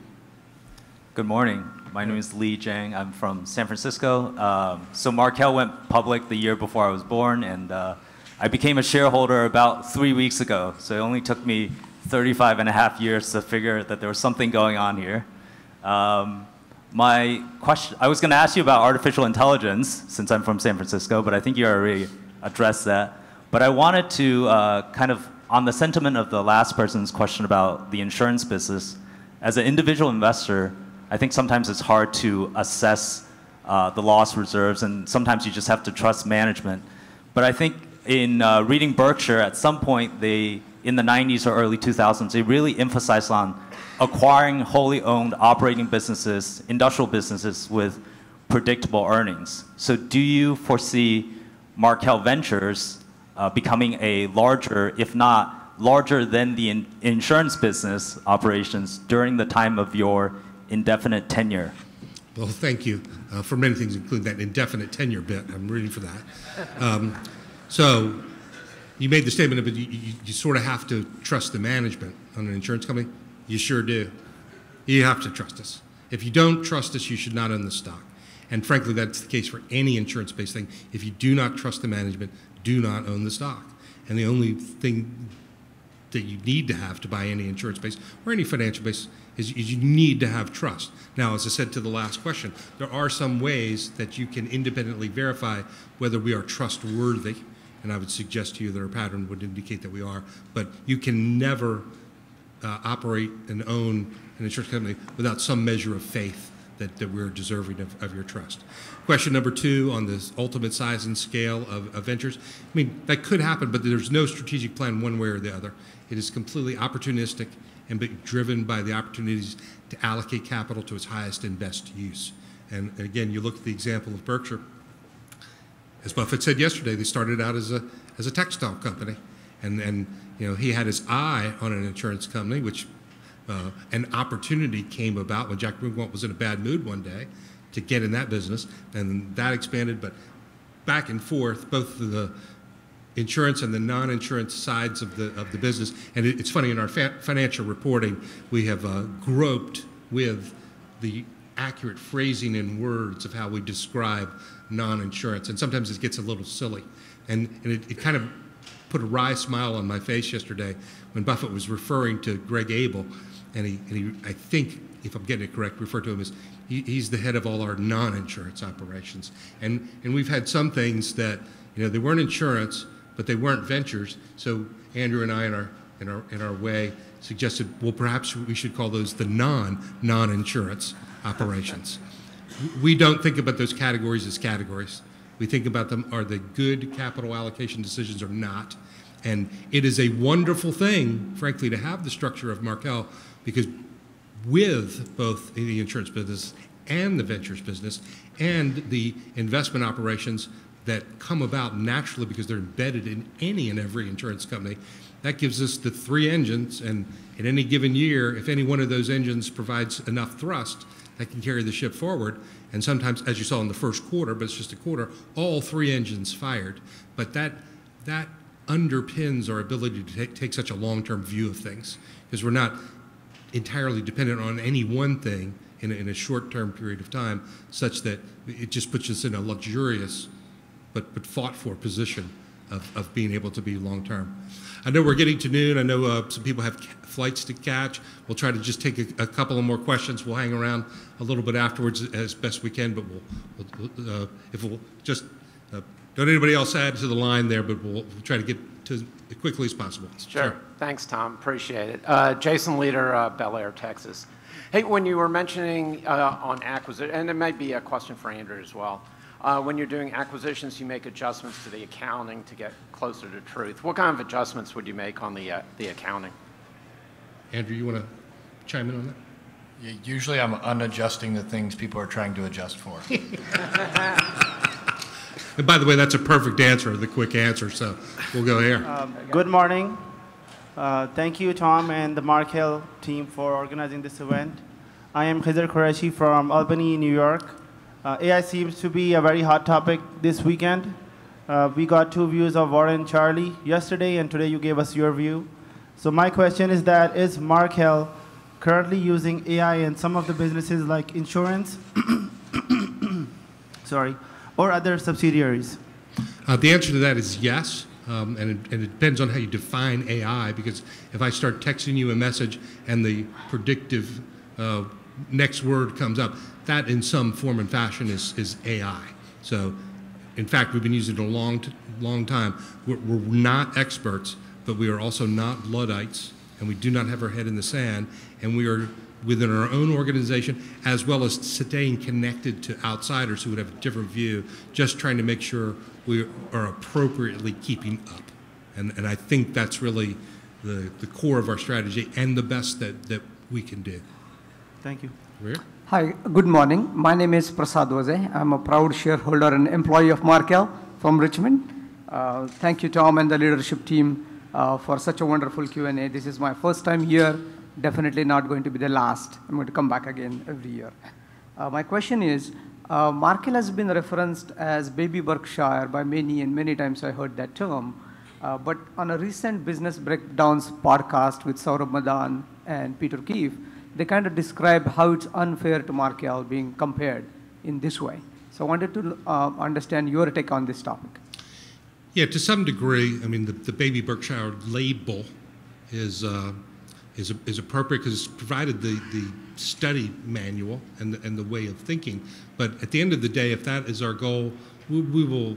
That's not the right way to phrase it. We need to be the Markel, and we need to study and learn from Buffett. Just as Matt Freeman is a UCLA guy, and we were talking about John Wooden this morning. So John Wooden last coached a basketball game in what, 1975?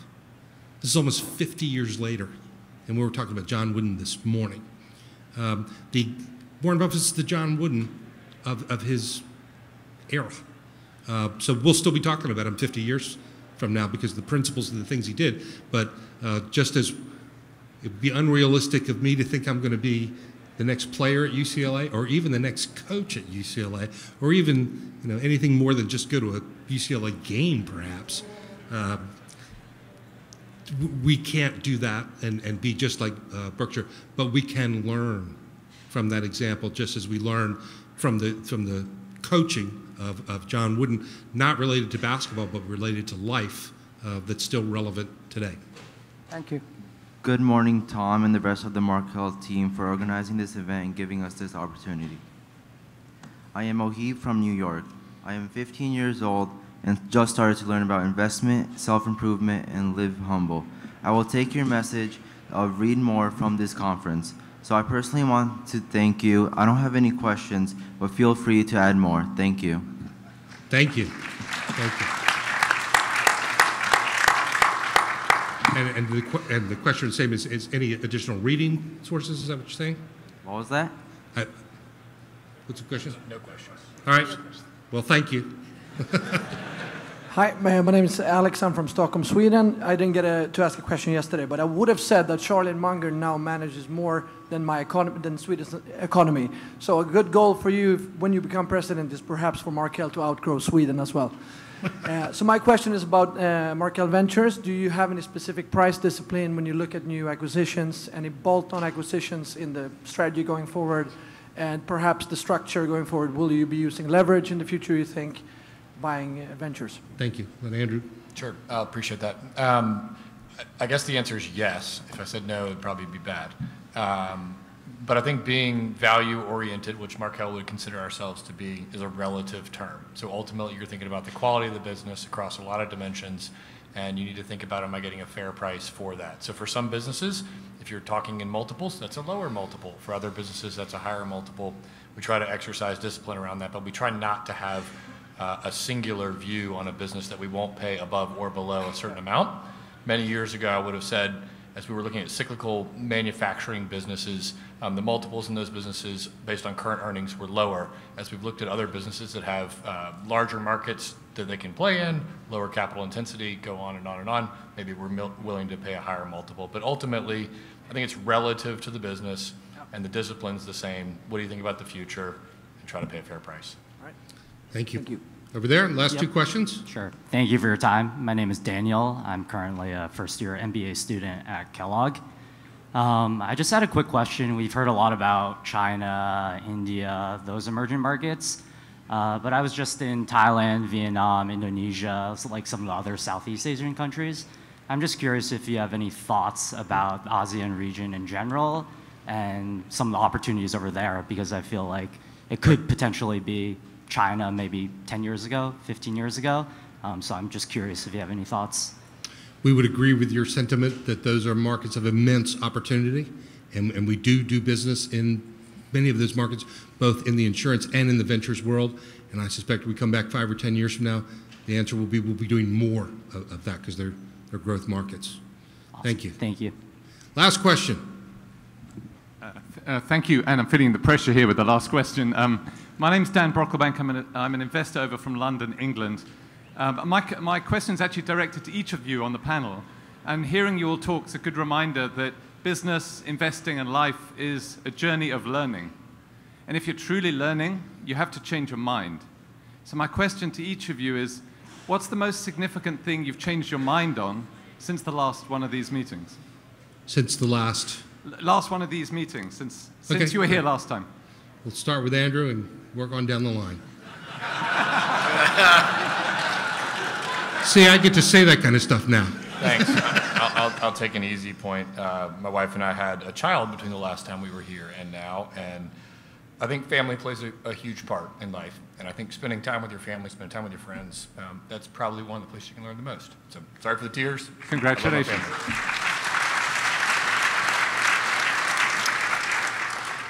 Now I got to follow that, and if I don't say something about my family, I feel really guilty.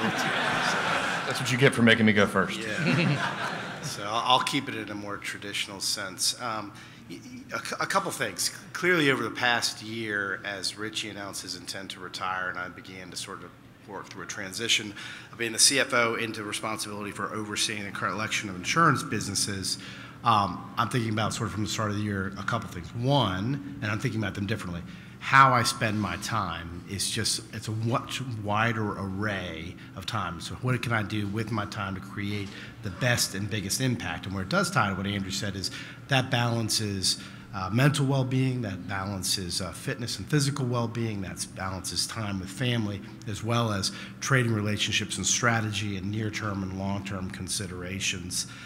The other thing, which Terry and I had this conversation somewhat recently, and Terry said, what do you really notice is different between when you're the CFO of the company and now you're sort of running the insurance businesses from an operations standpoint?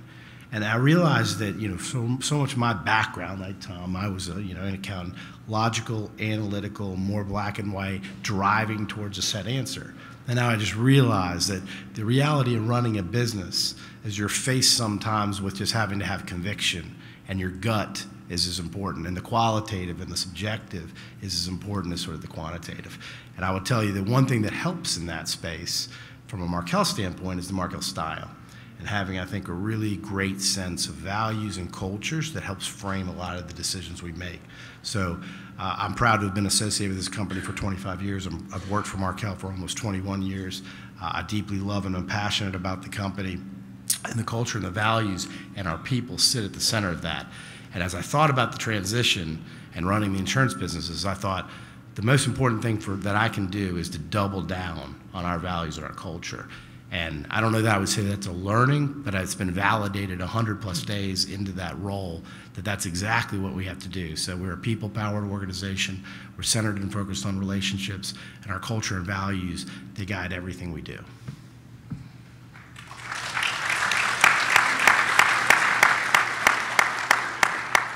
So I unfortunately wasn't here a year ago at this meeting, but one thing I can say I've thought about quite a bit since last year is my view on what's most important about the company where you choose to spend most of almost every day during the year. I used to think it had a lot to do with what skills you would develop, what opportunities you had to grow and change, and so on. Since learning more about Markel, I realize it's all about the culture, right? And that fits into the Markel style. When I think about all the different components, one of the ones that makes the most impact to me is the very end where Tom says, above all else, we really enjoy what we're doing. And that is absolutely true. The Markel folks love to work together. it leads to a significant amount of engagement that you just don't see in other places. So I think that's a big part of our success.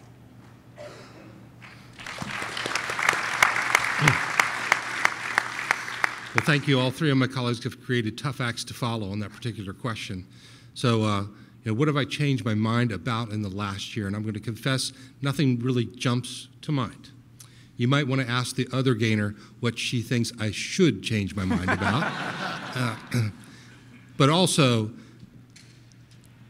my life and the way I think about things, there have been very few sort of road to Damascus moments. It's continuous incremental change and continuous incremental learning. And to try not to interrupt that and have that, each day be multiplied by 1 point something rather than some number less than 1, that's it. And that applies to your family relationship, it applies to the culture, it applies to every dimension you can think about, subject to the constraints of aging. But that's really what has happened in the last year. The ability to listen to other points of view and to learn from other points of view has gotten better as I've gotten older, and you can confirm that with the other gainer. I think she would verify that. And I have a long way to go, but I'm on that path. With that, thank you very much for joining us. Thank you. We'll see you soon.